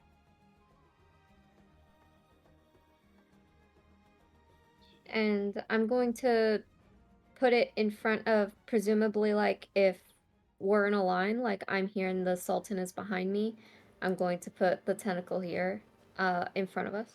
Right. So you do so, and that tentacle gets a free attack against another pirate. Yep. That's... Normal. A 10 will not be able to hit, however. The pirate tumbles out of the way, smashing into some crates before standing back up at their feet and grabbing what appears to be a wrench. Is that the end of your turn? Yep. All right. Sif, you hear Finn climb up on board the ship, and immediately an alarm is raised. What do you do? Finish saying what I was saying to the people behind the bars, hear the alarm, and just start climbing up. All right. They all begin shouting and clamoring and trying to get the attention of whoever is inside. You climb up on top of the ship, and you are now standing side by side with Finn as a veritable sea of pirates all draw their scimitars and some of them even crossbows and levy them at you. What do you do?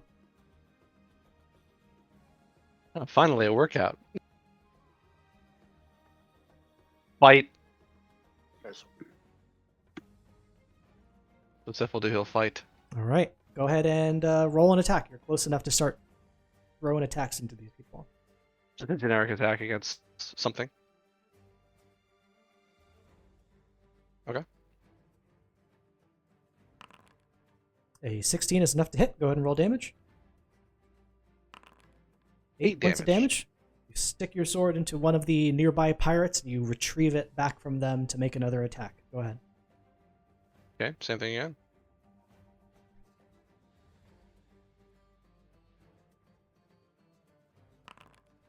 $23 will hit. Another 8 points of damage. You slay another pirate as he tries to approach you with a raised scimitar. Me and Finn are standing next to one another. Yes, you're side by side. I will like interpose myself with Finn and give myself a bonus to armor with a bait and switch. All right, you do so. Like get 5 more AC. Yeah, 5 more AC. All right, is that the end And of your turn? did the pirates I hit, was I killing them or was I just hurting pirates? It's up to you.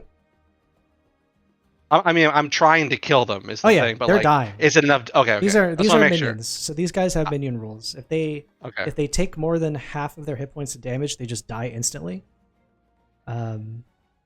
And if you deal more than their health in damage, it spreads into the next creature and kills them instantly.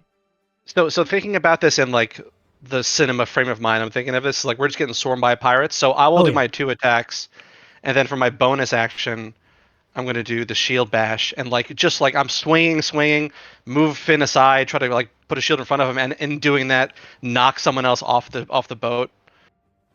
You know what? Go ahead and roll your free shield bash. You hit them. You send them sailing into the water below. Okay, so Sif is out there fighting and scraping and trying to defend Finn and everybody else. That's my turn. All right. Finn, you see someone tumble over the side of the ship as a bunch of pirates begin rushing at you with weapons drawn. What do you do? Finn kills them. All right, go ahead. How do you do it? No, just with his mind, just kills them. All right, well, the campaign's over, guys. Kills all of us too, right? Finn uses his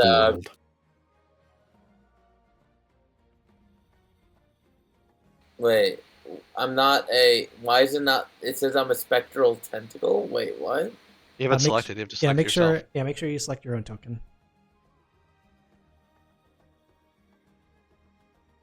Oh yeah, I forgot I can imbue it with things. Oh yeah, that's right. I was messing around with your character, and I have your weapon imbued with lightning currently. You want to just run with that? Yeah, sure. All right. And I'll attack. Your weapon begins crackling with electric energy as you begin. Are you raging? No.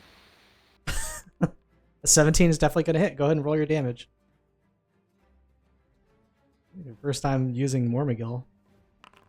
All right, 21 points of damage. With one swing, you cleave through 2 pirates instantly. Okay, I'm going to attack again. All right, go ahead.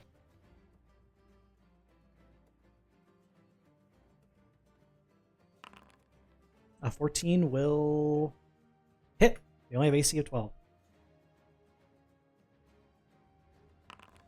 24 damage. So you cleave through 3 pirates, killing all of them in a single strike. But it's a lot of damage. And then, as a bonus action, I'll Cloak billows majestically. Domo, you see a pirate go flying over your head down into the water below, and you hear what sounds like epic bloodshed happening above you. What do you do? Climb up on deck, and I want to take a quick survey of what these other ships are doing down here. The other ships, they have heard the alarm, but they haven't quite yet activated. Okay. I want to try and fire a cannon from this ship at one of those ships. Okay, I'm going to try and say cause some firing a cannon is chaos. going to be pretty difficult at this point because of all of the pirates that are interposed between you. See, the ship is facing in this direction, so the only cannons on this side are pointing at that particular, or in the direction of that sloop. If you wish to get across, you'll have to cut a path through these pirates to get to it. Okay, I'll cast Spirit Guardians and walk across the ship then. Oh my, Jesus Christ. Good call. Good call. Why not, right? We're Hell gonna yeah. find out later that these are pirates that are giving to charities. You can't bother yourself with that sort of thing. We'll give to even better charities and even more money. Shouldn't kill them. You should, like, change their perspective on life. Change your minds or I'll kill you.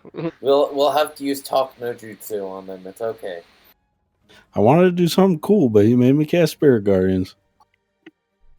Whatever you want to do.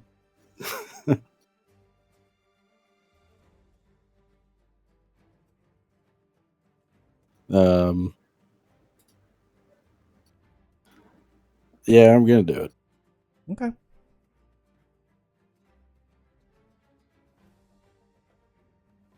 All right, you cast Spirit Guardians. Oh no. Kills everyone in the whole ship. I hope you're happy. There were 12 children stowing away on the bottom floor.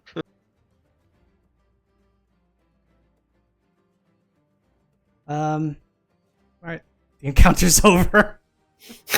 I'm not gonna roll any more pirates. You know what? No, fuck that. You kill D6 pirates. Go ahead and roll a D6. So why your spirit guardian sperm? I'm a bit confused. All right, you kill 5 pirates. You got a very Yeah. particular mindset, don't you, Finn? I am doing this to try and get over to a cannon, though. Like I want Sure. to. I want Yeah, to. you get about. I'll say you get about halfway to a cannon at this pace because you had to climb up, cast your spell, and then continue moving forward. Also, pirates aren't like the mindless things. They're probably able to go. Don't fucking go near that yeah, person. they're keeping their distance. They make a They're gonna large huck a bunch of javelins at you. path around you, and that's exactly what they're going to do. So they pull out their crossbows from a distance, and this is you killed 10, 13. Yep.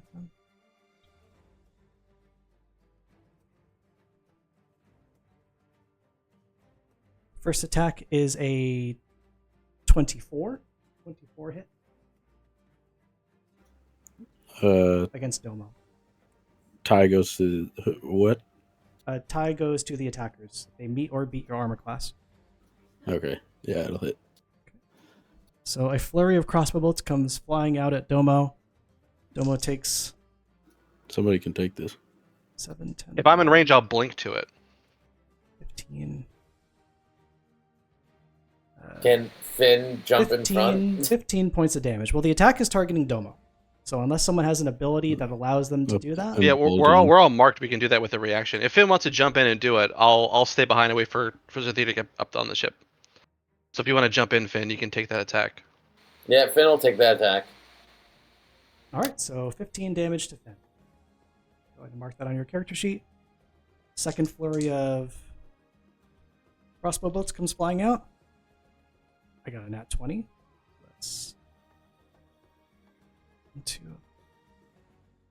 Oy. What's this? Flurry of crossbow bolts comes flying out, dealing 12, 10, 20, 26 points of damage. All right, I will use my reaction to take that. That's a lot of damage. Okay, go ahead and take it, Sif. 26, you said? 26. Okay. And as those pirates activate, so too do these ships. And I will add them to the turn count.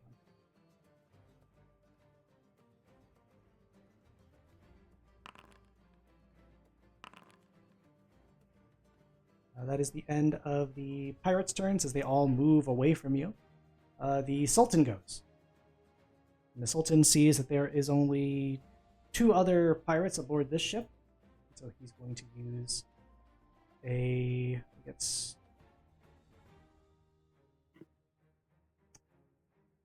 going to use. He's going to take his trident and try to attack one of them. He hits them.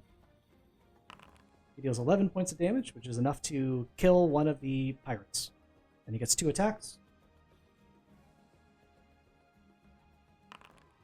29 will definitely hit.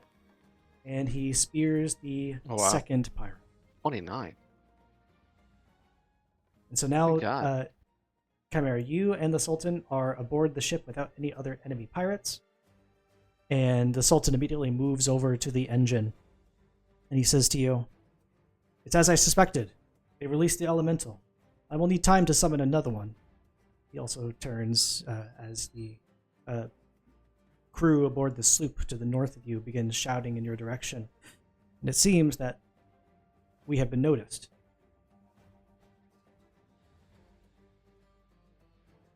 Next up are the second group of pirates. I'm going to use this initiative. Actually, no, these pirates are dead. These guys are gone. Zathir, it's your turn.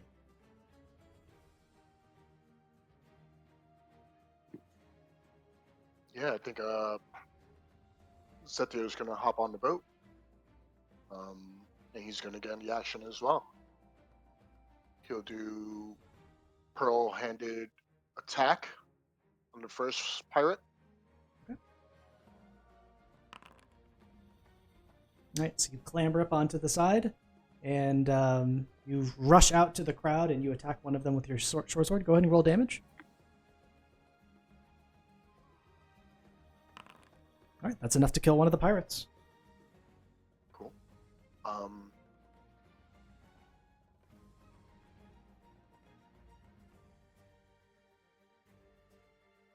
Is that the end of your turn? Or? No. So I'm up on the ship. I got my attack. I got a second attack, so I'm gonna use my salamander.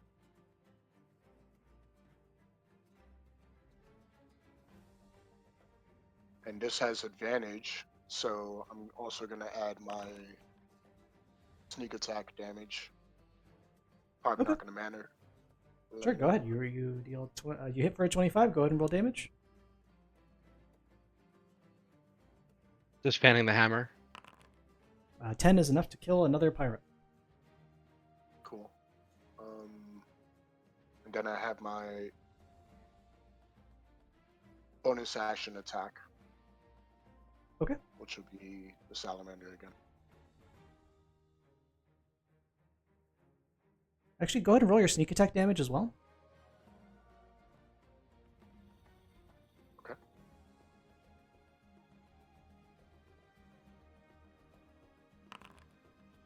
Two is just enough to pass the threshold, so you kill another pirate with your sneak attack damage. Now go ahead and roll your attack with your salamander.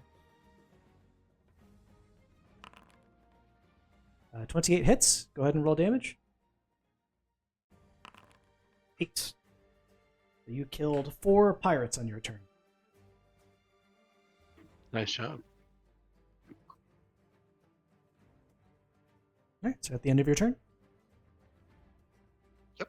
Alright. Chimera.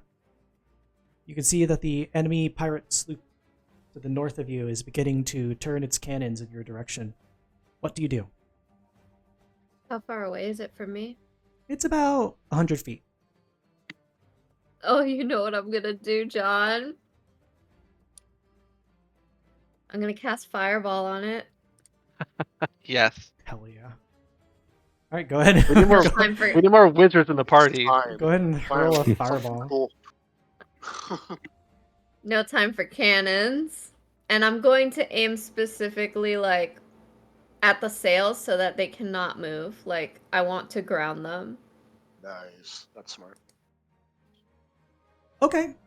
That's fine. You can hit like their gun powder Yes. barrel, so it causes like a chain reaction. Oh my Oh my god! God. Oh my god, that's what happened if you did. You just sunk every ship here.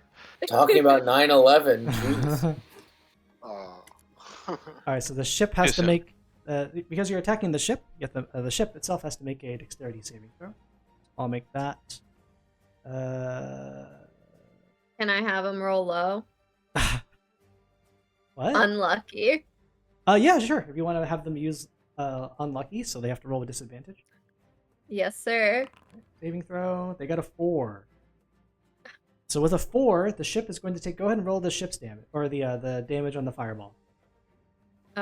Using the little UI on Yeah, in the chat. in the chat. Okay. Exactly. Just hit damage. All right, 35. So they take. So the way ship damage works, this is just regular damage divided by 5 is how much damage a ship takes. So 35 divided by 5 is 7. So it takes 7 points of damage. Ship. And you manage to slow it. I'm going to say for the next turn for sure, the ship cannot move at all. And the crew. And you know what? I'm going to give the ship a burning condition. Where is that? The ship is on fire. So now the crew has to either take damage or stop the fires, or at least attempt to stop the fires on their turn. For movement, like, can I move with the? Let's say I like cast the fireball. I turn to the Sultan and I'm like, please, let's make our way to the engine. And I'm gonna use my movement to go with the Sultan towards the engine. All right, you and the Sultan do so. Sif. Continued destruction. All right, go for it. Is there a? I mean, there is a part of the ship that controls the rest of the ship, right? Like there's the wheel. Yeah. I want to start trying to fight toward the part of the ship that we can control the rest of the ship from. So I'm trying to get toward the wheel. So I kind of want to just create a forward force trying to get toward the wheel and keep everyone else behind me as I carve forward. All right, you do so. Go ahead and make your attacks. Okay. 15. 15 will hit. 11 points damage. of damage is exactly what you need to kill one. Okay, turn around and slap a second one with the shield bash. They have to make a strength saving throw. Roll that here. They fail, so you kill another. Okay, and then I will use that momentum to jump forward and hit another person. 20 hits. 20 hits. 10 damage. points is enough to kill another. Yeah, just carving a path. Don't really want to commit anything here beyond what we've done before. So also, I use a second wind back when I was doing the meditation thing. Did we get like a long rest past that point? Sure. So I'll get back one charge of something. Okay, I'll just add that back. That's my turn. All right. The ships, seeing that there's this like wide berth that the friendly pirates for them are giving, they turn the small arms of their ship towards yours, and they begin opening fire at your group. Let's frigate? have at your group atop the frigate, exactly. Okay. So they are firing small arms. So let's say, I think, but I'm going to have this. Let's see, there's 4 of you on board the ship. I'm going to say they can attack 2 of you. So the first one is going to be 1, 2, 3, 4. 1. So the first one's against Finn, and the second one will be against Zephyr. So the first small arms fire against Finn is going to be an 8, and that's going to miss. And the second small arms fire against Zephyr is going to be a 9, and that is also going to miss. So Nice. there's like a flurry of crossbow bolts begin flying out from the Black Armada sloop in your direction as this berth is now gained from the enemy pirates. The bolts scatter all over, but your group is unhurt at this moment. This second sloop is going to do the exact same thing. And you can I tell say that we steal this frigate. the I'm next just thing saying that they're we should going to steal it. do is you could tell that they, on their next turn, are going to begin firing cannons from this great distance. This first attack is against Finn, and the second attack will be against Domo. So the first small arms fire, 17. Will a 17 hit Finn? I believe it will. Yes. And let's see. So it's going to be this damage times 5. 7 times 5 is 35 points of damage. Okay. And then the second attack is a 1 that misses Domo. Finn, it is your turn. Yeah, 1 minute. Just putting in the damage. Sure. You said 35? 35 points of damage.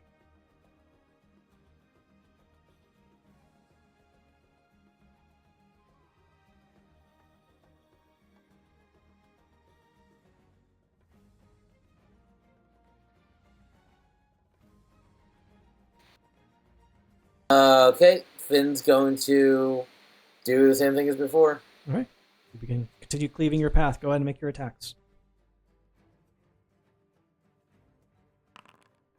27 will definitely hit.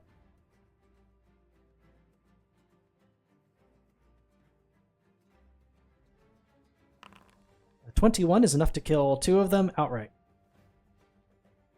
Okay, Finn's going to attack again. Go for it.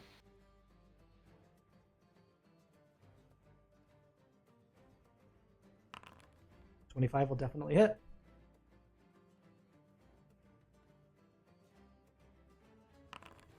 A 19 will kill another 2. There is one singular pirate left on board the ship. So Finn's going to look at that singular pirate and pick up, as one of the people's bleeding out that's dying, as a bonus action, he would like to pick him up and start eating him in front of him. So he starts wetting his pants. Does he run away? Does he jump in the water? He doesn't run away yet. Domo, what do you do? Really? Actually, you know what? Finn, give me an intimidation check with advantage.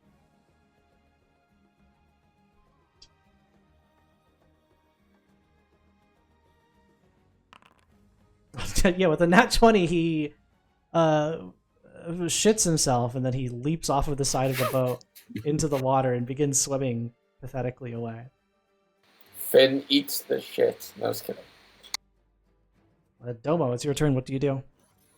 What is the distance between these two ships? Our ship and Exactly how many hexes you see, and each hex is about 50 feet.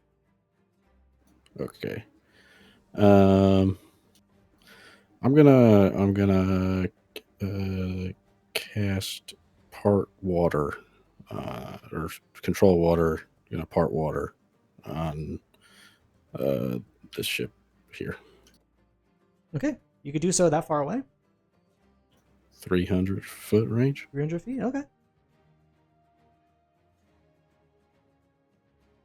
The falls like Pacific Rim.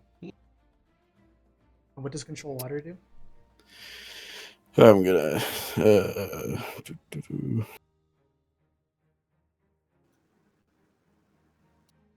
Oh boy.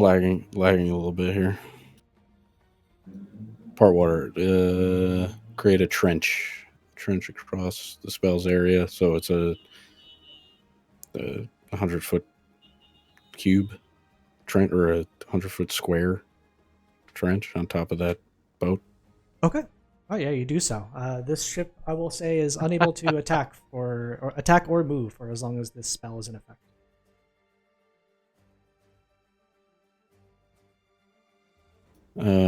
Take damage because it falls like 100 feet down.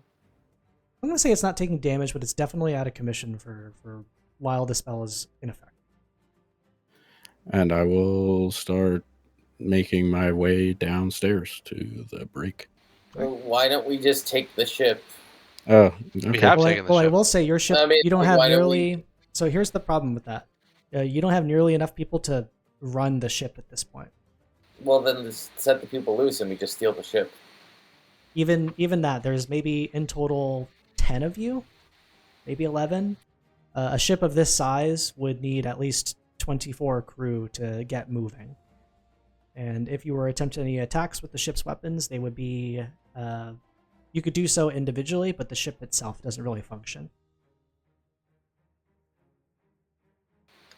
That's sad. I want another boat. I was kind of hoping to ram that ship into the other ship. Well, I just wanted another ship for our armada. I mean, we could take it, but we have to get more people on it. So let's free everyone. Are we capable of doing that? And then maybe send a message to Chimera to see how much longer they need to start moving. The next chance Sif gets, because I just forgot to do it, Sif will use the Sending Stone and sell them head on in. All right, they get added to the initiative order.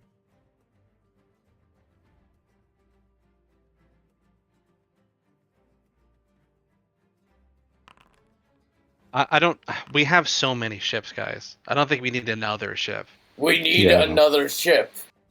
I mean, I I don't say think we need it. I was gonna I use say we that- scour the ship for anything valuable, but we don't need the ship. I want the ship. And then you Can't can move figure it out a way like to get it out of here. Like trading cards, you gotta collect them all. I got them all. Yeah. I want to be the very best. This is the first edition Black Armada frigate. Like no one ever was. I'm Ash Ketchum, and I'm 11 years old. All right, so right now it is Domo's turn. Domo, you begin heading down into the lower decks. I'm going to say at the beginning of your next turn, you reach that location. Okay. The Black Armada sloop number 2, which is this one. They're currently on fire. The crew has to attempt a skill check to try to prevent the burning from spreading and stop it entirely. They fail, so the ship is going to take d6 points of damage. It takes 3. Black Armada sloop number 3 is this one here. Let's see. Domo is in the lower decks right now, so they are still attacking, but they can't attack Domo. Finn, Zephyr, and Sif are all valid targets. So 1, 2, 3, 4, 5, 6. First attack, and then their second attack. So 3, 4 is Zephyr, 1 is Finn. They make their first attack with the small arms. As an 11, it's going to miss Zephyr. And the second attack is going to be a 7, that's going to miss. And now it's going to act as a normal ship, and it's going to fire its cannons against the frigate. And it's going to roll an 8, it's going to miss. It's rough rolls for From these guys. that close. Wow. Them's the dice. The Sultan goes. The Sultan is going to... He looks to you, Chimera, and says, as the fireball hits the side of the ship, and he says, "Good job. I'm going to need some time to summon the water elemental. Keep me covered if you can." And he begins the I hope process. this is enough. It's going to take 1 minute for him to conjure the Oh, no. elemental, so he begins the process of doing so. You're in Helldivers too. Zephyr.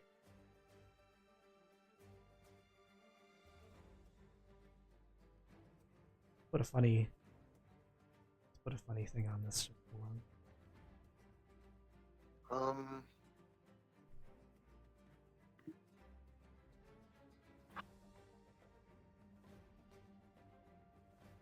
Hey guys, let's say we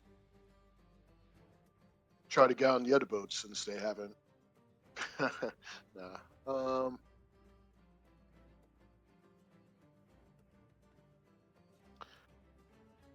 You know what? Maybe Zadir could help Domo. Maybe help find the keys, or maybe even try to attempt to unlock it. Oh my god. If The Necromancer's here. So what's the plan with Zephyr? he's gonna help Domo try to unlock the prison cell or Sure. find the keys for it. You run downstairs. You get down to where Domo is, and you match pace with them, and you eventually make your way to the brig. You can see that it is locked. You haven't spent your action, so go ahead.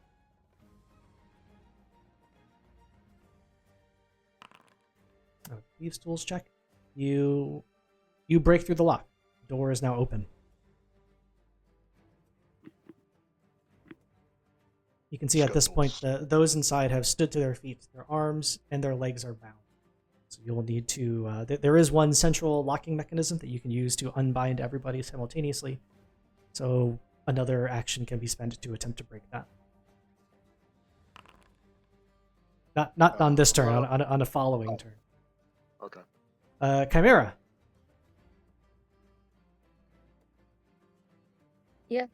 Does the Sultan need me?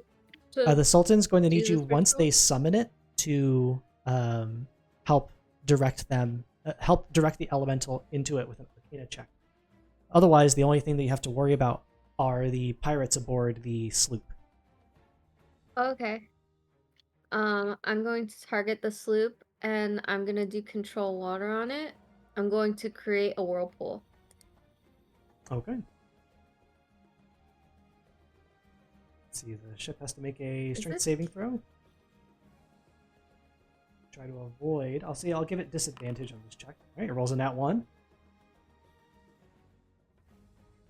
This radius is like way too big. Yeah. Horrifying. We're working on tiny little boat size. Mhm. So this ship also is stuck in a whirlpool. I don't have a whirlpool animation, so I'm just going to use the exact same one. That feels about right.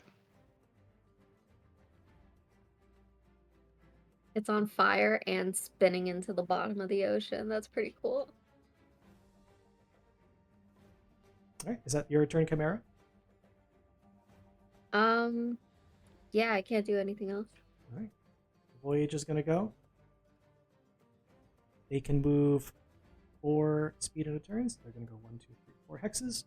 And then they're going to do full sail ahead, which is a skill test. They fail, so they don't get to move another 1 space. And then the Ocean Splendor. Move 5, full sail ahead, and they're going to make it. It'll be a little while before they get there. I think for simplicity's sake, I'll say they get to about there. Sif. Okay. To the one remaining person on the ship, I'll just turn and say, Oh, he already jumped away. left. "Oh, you jumped away. Okay, good, good." That's what I'll shout. If I can get control of the wheel, Sure. well, I'll try to start moving the ship a little bit. I'm not looking to take the ship away, but at least get it a little bit mobile. You know that you're going to have to, if you want to get it mobile, you're going to have to pull anchor. Okay, I'll start with pulling anchor. Do I have any weapons on the ship that can target this thing? Sure. Yeah, there are cannons aboard the ship if you wish to fire them. I will pull the. Can I pull the anchor, action surge, and then try to go shoot a weapon? The anchor. Well, you got to see what happens with the anchor first. Okay, I'll try to do the anchor first, just to get that out of the way. All right. Go ahead and give me a strength check. Can I make it athletics? Make it a strength check. Okay. Damn it, John. With an 8.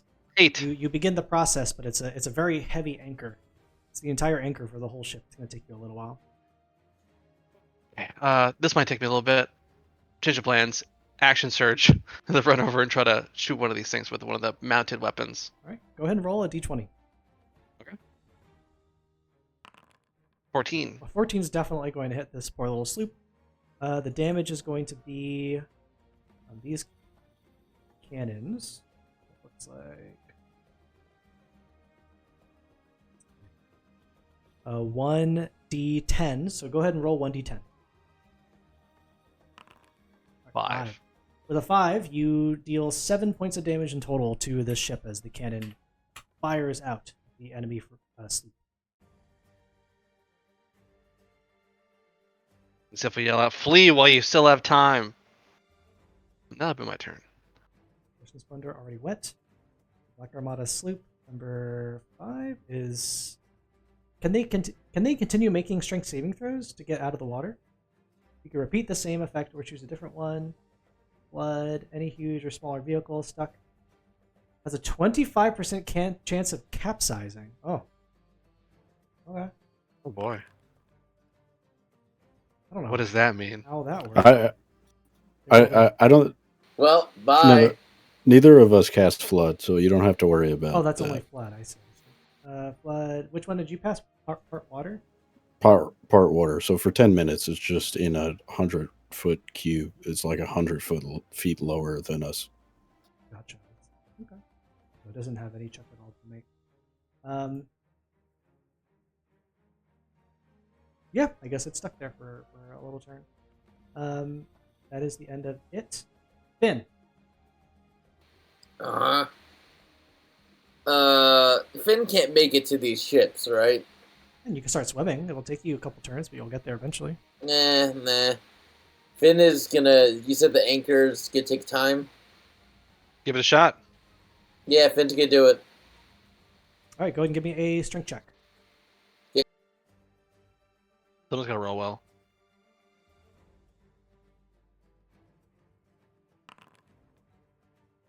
All right. Really? Okay. I rolled the same thing you did. Jesus It's just a Christ. very heavy anchor, man. It's a We very have to heavy work anchor. together on this. Well, I guess that's my whole action, right? That was your action. Yep. I know what I'm gonna do as a bonus action. 1 minute.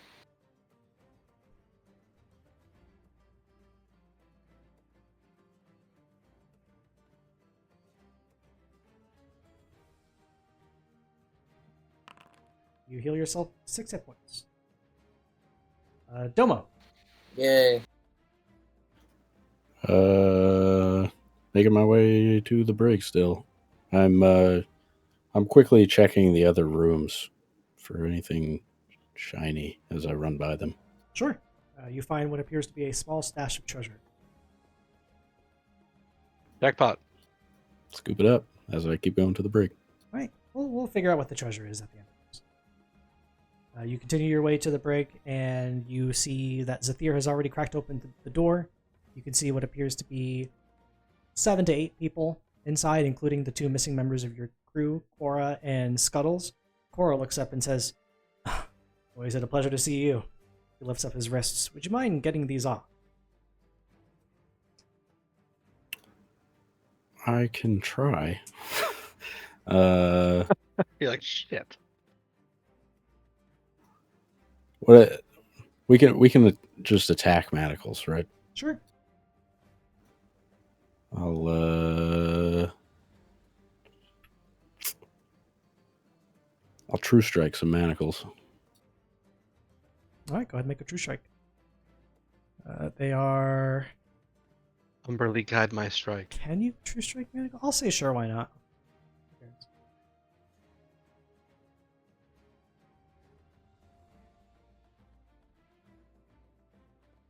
Oh yeah, so you could take your trident and drag it into that enchant. And then basically every time you make an attack, it'll just be a true strike attack.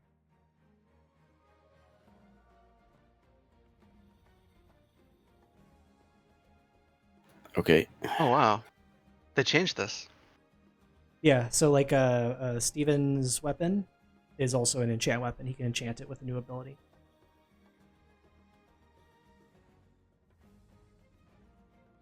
Sorry, I've not clicked these things before. All Yeah, that's so- 23. That seems like it was done with your charisma, so that makes sense. You should also be proficient with that, so it should add your proficiency bonus as well. Let me just go to your character sheet really quick and fix that. Edit. Proficiency level, proficient. So you definitely hit. Go ahead and roll your damage.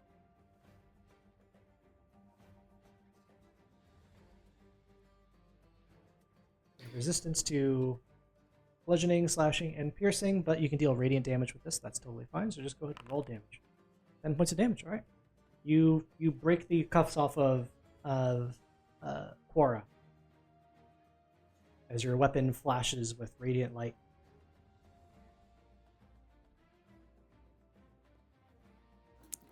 Cool. I'll tell everybody to also grab what you can when you're leaving. They have some stuff strewn about. Sure. Black Armada Sloop number 2 is up here. They need to... Alright, they're in the middle of a whirlpool, so the first thing that the ship has to try to do is make a strength saving throw. They're also on fire, right? They're also on fire, so that'll come afterwards. Alright, they fail the strength saving throw, so they're still stuck in the whirlpool. The next thing they're going to do is try to put out the fire. They rolled a 14, plus their skill. That's enough to put out the burning. So I now... want to add that if What? they're still in the middle of the whirlpool, they take damage. Oh, how much damage does the ship take? I think it's like, I was reading it off of Domo's. Whirlpool. 2d8. 2d8? 2d8. Go ahead Yeah, and roll 2d8 bludgeoning. Go ahead and roll 2d8, and that'll be dealt to the ship. Okay.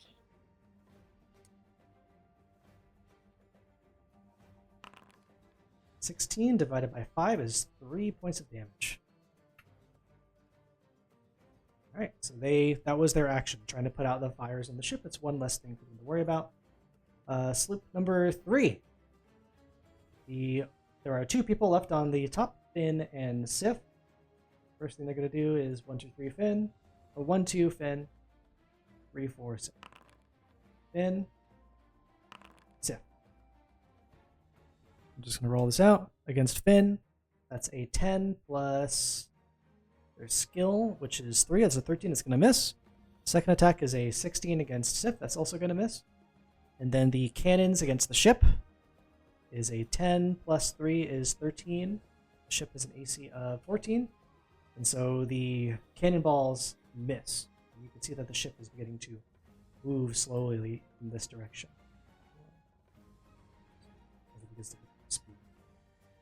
Sultan is continuing the process of casting their spell. Zathir, you can see that Domo has cracked the bindings off of Quora, who is now going to begin assisting you. What do you do? All right. Setio will head back up and try to assist in getting the boat moving. All right, go ahead and give me a strength check.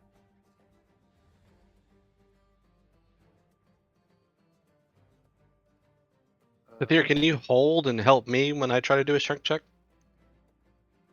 Yeah. Yeah, do you want to assist Sif on his next turn? That'll be your action. Yeah, I'll just do that instead. Chimera. How's the Sultan doing? He's just going through the process of chanting, basically.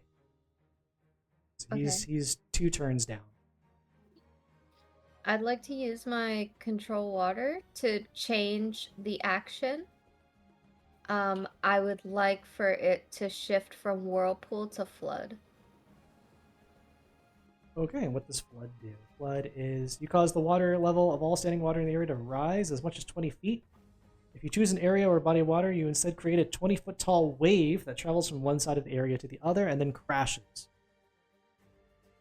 Okay, go ahead and roll. Yeah, dash them against the rocks. Go ahead and roll Yeah, a I 1. think- Yes. Roll 1d100, and The spell owns. you want a 25 or lower to capsize the ship. Okay. Oof, a 91. Shit. I'm gonna use a inspiration to reroll. Sure. I think you can still just it just carries it automatically, like Yeah, but how far does it carry it? 100 feet. 100 feet. That's enough to get it here, yeah. That wouldn't be the shore. That's the shore. It'll hit the shore, but it just takes some damage. It's not capsizing instantly. I think we have like a 1 in 4 chance to just outright destroy the ship. That's what it seems like. I mean, Oh, they yeah. both happen either way. If you could get it fully onto the shore, though, it would just be dead, right? It would be dead it would be stuck on land, yeah. Yeah. All right. So with the 72, it doesn't automatically capsize, but it does hit the side of the island. It's a medium-sized ship, so it takes 1d6. Go ahead and roll 1d6. It's funny, these just bullying these smaller ships with magic. Water control magic. Like a pit opens up and put a Four lowest points ship. of damage. A thing you never think about happening. Was that your action to change the effect of the spell? Yeah, it uses up action.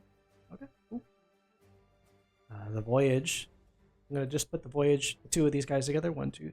I'm gonna say at the end of this turn, both of the ships make it all the way over here, and the Ocean Splendor Nice. will fire its weapons at the Black Armada sloop. Fires its cannons. A 7 will miss. They can only fire a single time. Whereas the Voyage can't see this other sloop, and so it's just going to continue moving towards you. Sif. Okay, Finn is there trying to pull up the anchor. Zathir's there. I'll also go there and I'll try to lift it up. All right, Zathir is trying to assist you, so go ahead and try to make your check with advantage. 23 is enough. The combined strength of you, Zathir, and Finn are enough to begin pulling the anchor free. You don't have enough distance for that frigate to begin moving. We like look to our lefts and there's just like crank that's like just attached to it. We make it way easier, but we didn't think to do that. We thought of just like bring it up with our bare hands. All right, the ship's now free. I'll use my movement to get back to the wheel, and then I don't think I can do anything else. But the idea is, if we can get people on this ship, we can also steal this ship. I'll say you can Do it. you can direct the ship, so the ship will just move freely on its own, like 1 hex, in the direction that you're pointing it. That's about it for now. Yeah, we didn't really damage the ship, right? The ship seems fine overall. The We ship just has killed not everybody on it. taken the ship has not taken any Yeah. damage. No. Okay, Yes, if we can get perfect. some people from these 2 ships onto this ship quickly enough, we can get 3 ships and get out of here. That's right. 4 ships and get out of here. Yeah, let's do it. All right. That's my turn. So Ocean Splendor already went. Black Armada sloop number 5. All these ships are getting bullied. This one is just stuck. Can't do anything. Finn. Why not? Finn's gonna go to the cannons and shoot at the spinning, the spinning ship down there. Sure. Why not? Go Hold ahead. still. Let's say it bobs up into view, just fast enough for you to attack it with the ship. Yeah, I like how you think spectral tentacle. How do I? Just go ahead and roll a attack? roll a d20 for me. We're adding +4 to this roll. 9 + 4 is a 13. A 13 against AC 12. So you hit. Go ahead and roll 1d10. All right, that's 5 points of damage in total to this enemy ship as it bobs up from the parting water, attempting to break free from the capture that it's in. You clip do it in the it- sails, dealing damage to it. Do I get to attack again, or is that Nope, just my the only... one attack with the cannon. Okay. Bonus action. I'm gonna heal. All right, go for it. Domo.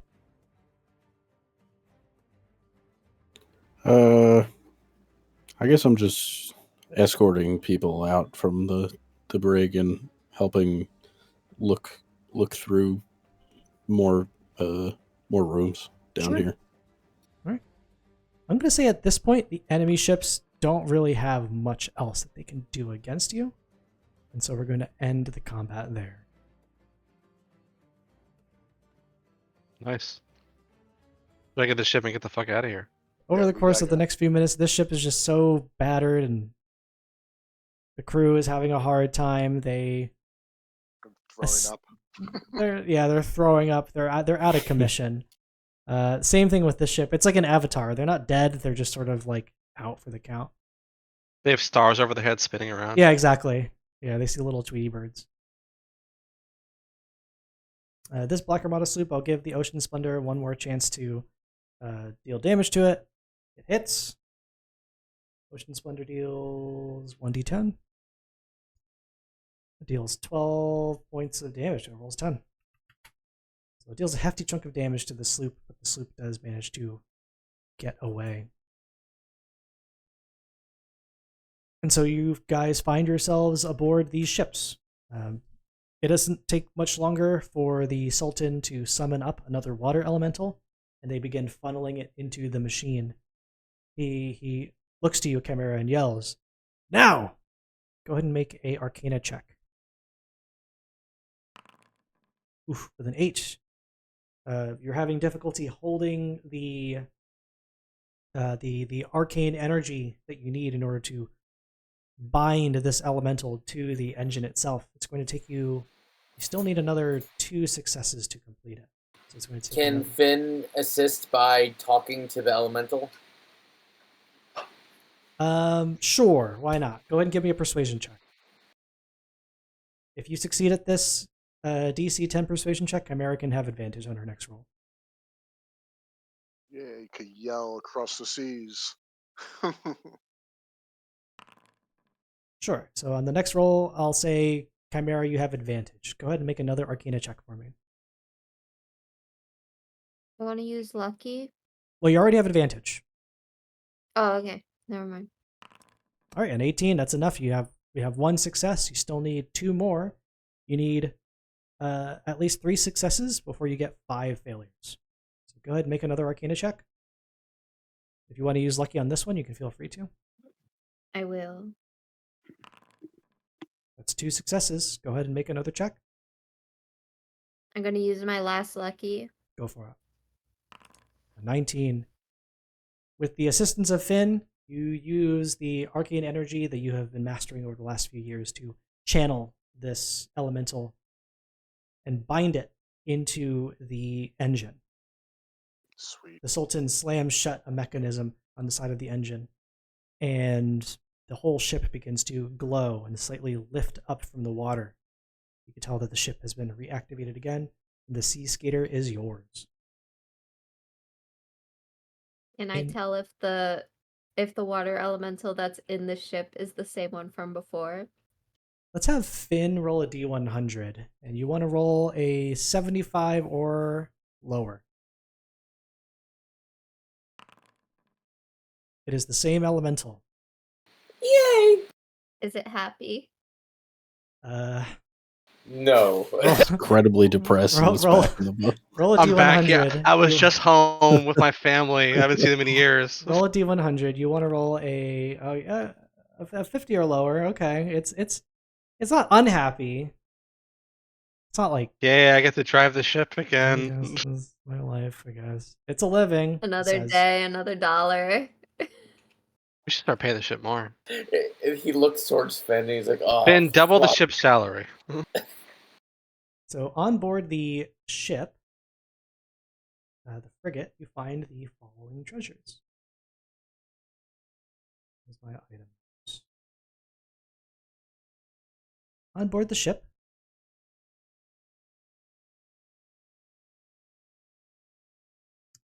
you find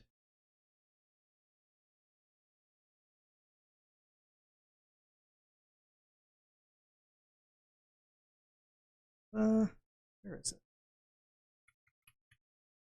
You find Oslog's old spear. Where is The it? audio pole.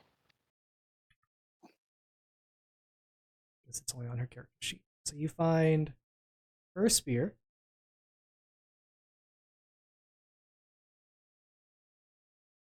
You also find we're just gonna roll random treasure for the rest of it. Where is it? Loot generator.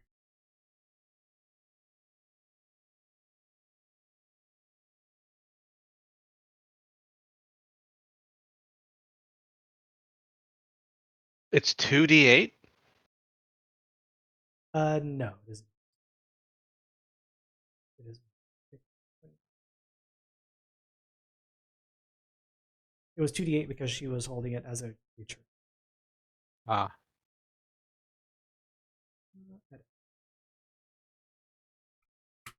It does 1d8 piercing.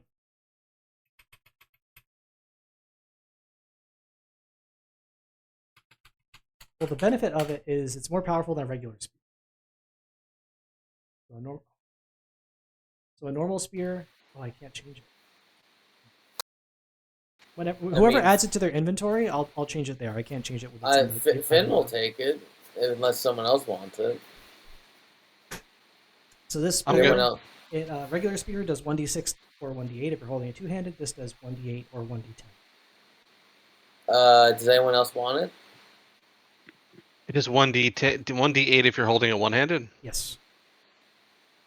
I think this just lets you, like, you have the voice thing, but I think the adamantine weapons are better for some other things. So I'll hold on to my weapon. So I'm good for on this. I mean, yeah, I'll just take it. Yeah, go for it, Finn. Sure, yeah. I also think maybe, I like the name the Sea Skater, but if Oslog died defending the ship, wouldn't mind a new name.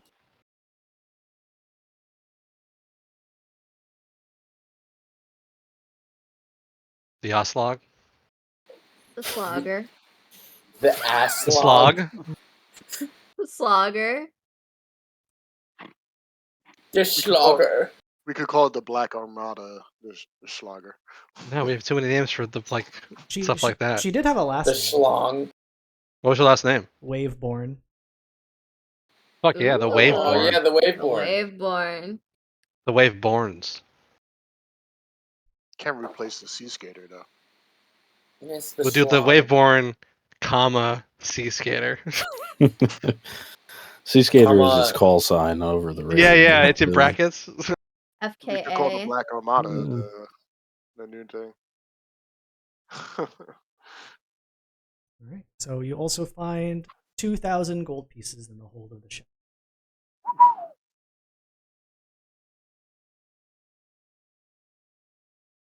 Sure, I'll change the name of the ship to Waveborn in parentheses. Yeah, when air traffic control asks us for our call sign, we give it the Sea Skater. That's its license plate. Yeah. On the back. You also have another ship at your disposal. I'm going to say these ships get destroyed. Get the fuck out of here before the dragon shows up. I'm going to Yeah. say, Yeah. you managed to, through some combination of like shifting crew members around, you get to form a makeshift crew upon this one, but you will need to hire up the rest of the crew in order to, once you get back to land. Because I want to stir some drama, I'm going to yell to one of the sloops that are like escaping or we left behind that the son of Asmodeus is nothing before the new money pashas. One more ship for the collection. I know. We're going to need a garage. We need So, several piers. Yeah, All right, so you have another ship in your fleet. that's dope. Where does the party decide to go? The party decides to go to a strip club. I think we're heading south to the forest. Yeah, I think we should also Yeah. get as far as way from here. Leave, right just now. leave. Just run. Also, I found this note. So I think there is a rumor that this captain is actually the son of Asmodeus. There was just some rumor. So I wanted to stoke the fire a little bit more. If that's actually true, he's gonna be super pissed. So between your ships, it's going to take you about. It's going to take you 5 days to get to Baldur's Gate. During that time, I don't want to stop at Baldur's Gate. I Oh, think I want to go yeah. directly to the forest. Yeah, Oh, this forest. yeah. Yeah. Are you taking the whole fleet with you, or do you want to just take the Sea Skater? Because the Sea Skater will cut the time. Yeah, I think we send the fleet Wait a somewhere minute. else.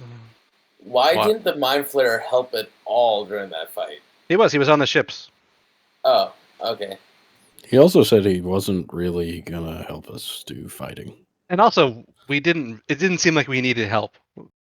No, you guys. That was kind of a butchered- punishing you guys one-sided victory. Butchered those poor pirates. Mm-hmm. I wanted that Mind Flayer to eat someone's brain. They have been doing that. A snack. Oh yeah. Wait, I mean, there's bodies on the ship. If Finn wants to ingratiate themselves, you know. Yeah, Finn shares some of the chow with the Mind Flayer. Sure, you and the Mind Flayer begin eating amongst the corpses happily. So how do you want to split your ships? I I'd think we like, send them away, right? yeah. I would like at least one boat to go to the Cloakwood, if they could provide just like some type of support down Intel, maybe. there. Yeah. Do we send one boat to? We have two of them. Send them one to Orlumbar and one to Baldur's Gate, just for information gathering purposes. Yeah. Have them wait there until we figure out what to do with them.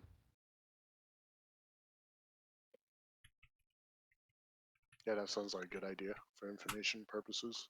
When we get back to town, we gotta like hire someone to do our logistics for us because we have so many ships now and people. We need to get more sending stones. I feel.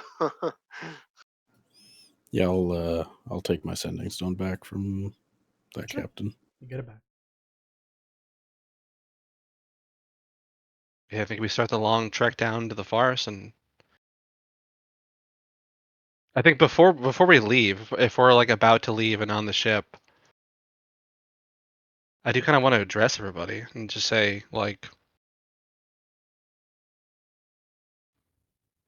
there's a chance that whatever we're doing in the forest there's a chance that it fails, but I want you to know that I understand how important all these goals are to each one of you, and I'm doing everything I can to make sure we can get the Avatar on our side. But as a group, there may come times when we're talking that they might not be convinced by just me. We all have parts to play in what's going on, and this story we're dealing with is large and encompassing everything we've been so far. It will help to have people behind me who can also give reasons why the Avatar may want to side with us when they've been so reclusive as of yet. I think we're all in this together, and if we can help, if you can help convince them with me, I'd appreciate it. I've never been much for talking. If you want me to try and convince them. I will leave you for last. Okay, good idea. Ben, you're a good closer. We'll have you wait in the wings and come in and just seal the deal once everything is done. But there's a lot at stake here, and I want to make Finn sure would- we do the right thing. He would unseal that deal. Our goals align here, so I am glad to support you in this, and I am also happy to have witnessed essentially the beginning of your journey on a path to faith and piety, I suppose. It is nice to think of you in service to a deity that you admire. If you can find it in this avatar, that would make me happy. My parents were the ones who were always more interested in keeping touch with the deities and the gods.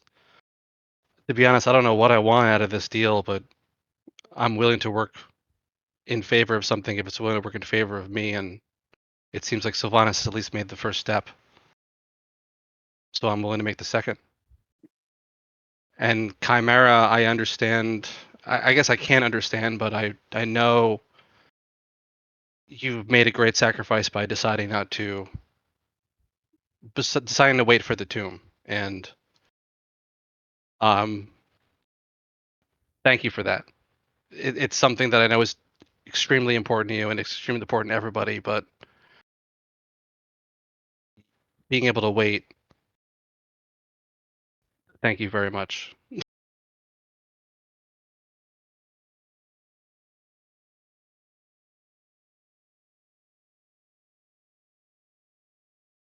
Chimera is gonna just look down and say, whatever you think is best for everyone.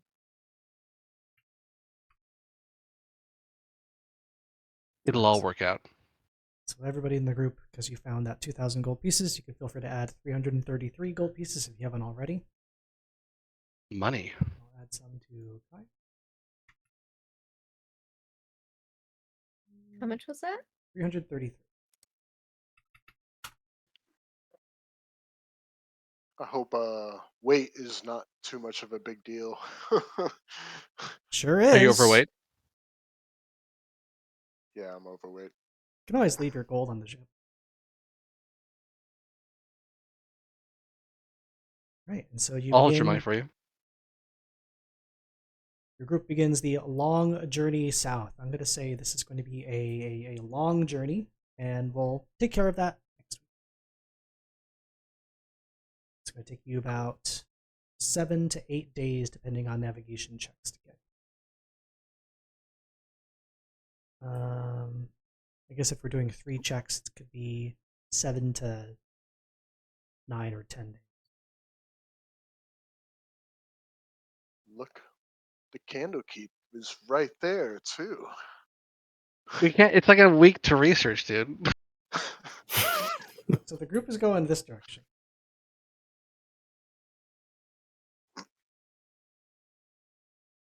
Do you guys want to stop at the Candlekeep next week? No, no. No. No more sidetracking, huh? I like that. Okay, cool. Oh, we're going to Lyreth Forest. Okay.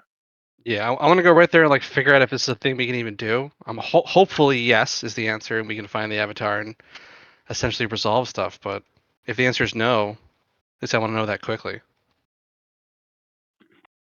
Not just that, we could see like what's really behind the driving force for the Enclave. All right, cool. Well, we'll take care of all that stuff next week. Is everybody available to play next Thursday, the 30th? Yes. Should be What about good. Nina? Yeah. Probably not Nina, but she says she'll be able to play a couple sessions in February. I'm cool for Thursday. That'll be number Sounds good. 43. Though in February, there's a few Thursdays where I'm training, so I'll That's fine. You see just what let I us can know. do. But if the party levels up, your character will level up too. Cool. Okay. And so we'll handle that next week. Thank you all, everybody. Hope you have a good night. And I'll see you then. See you. Thank Right. you, John. Later. Thank you, everybody. Have a good week. Bye bye.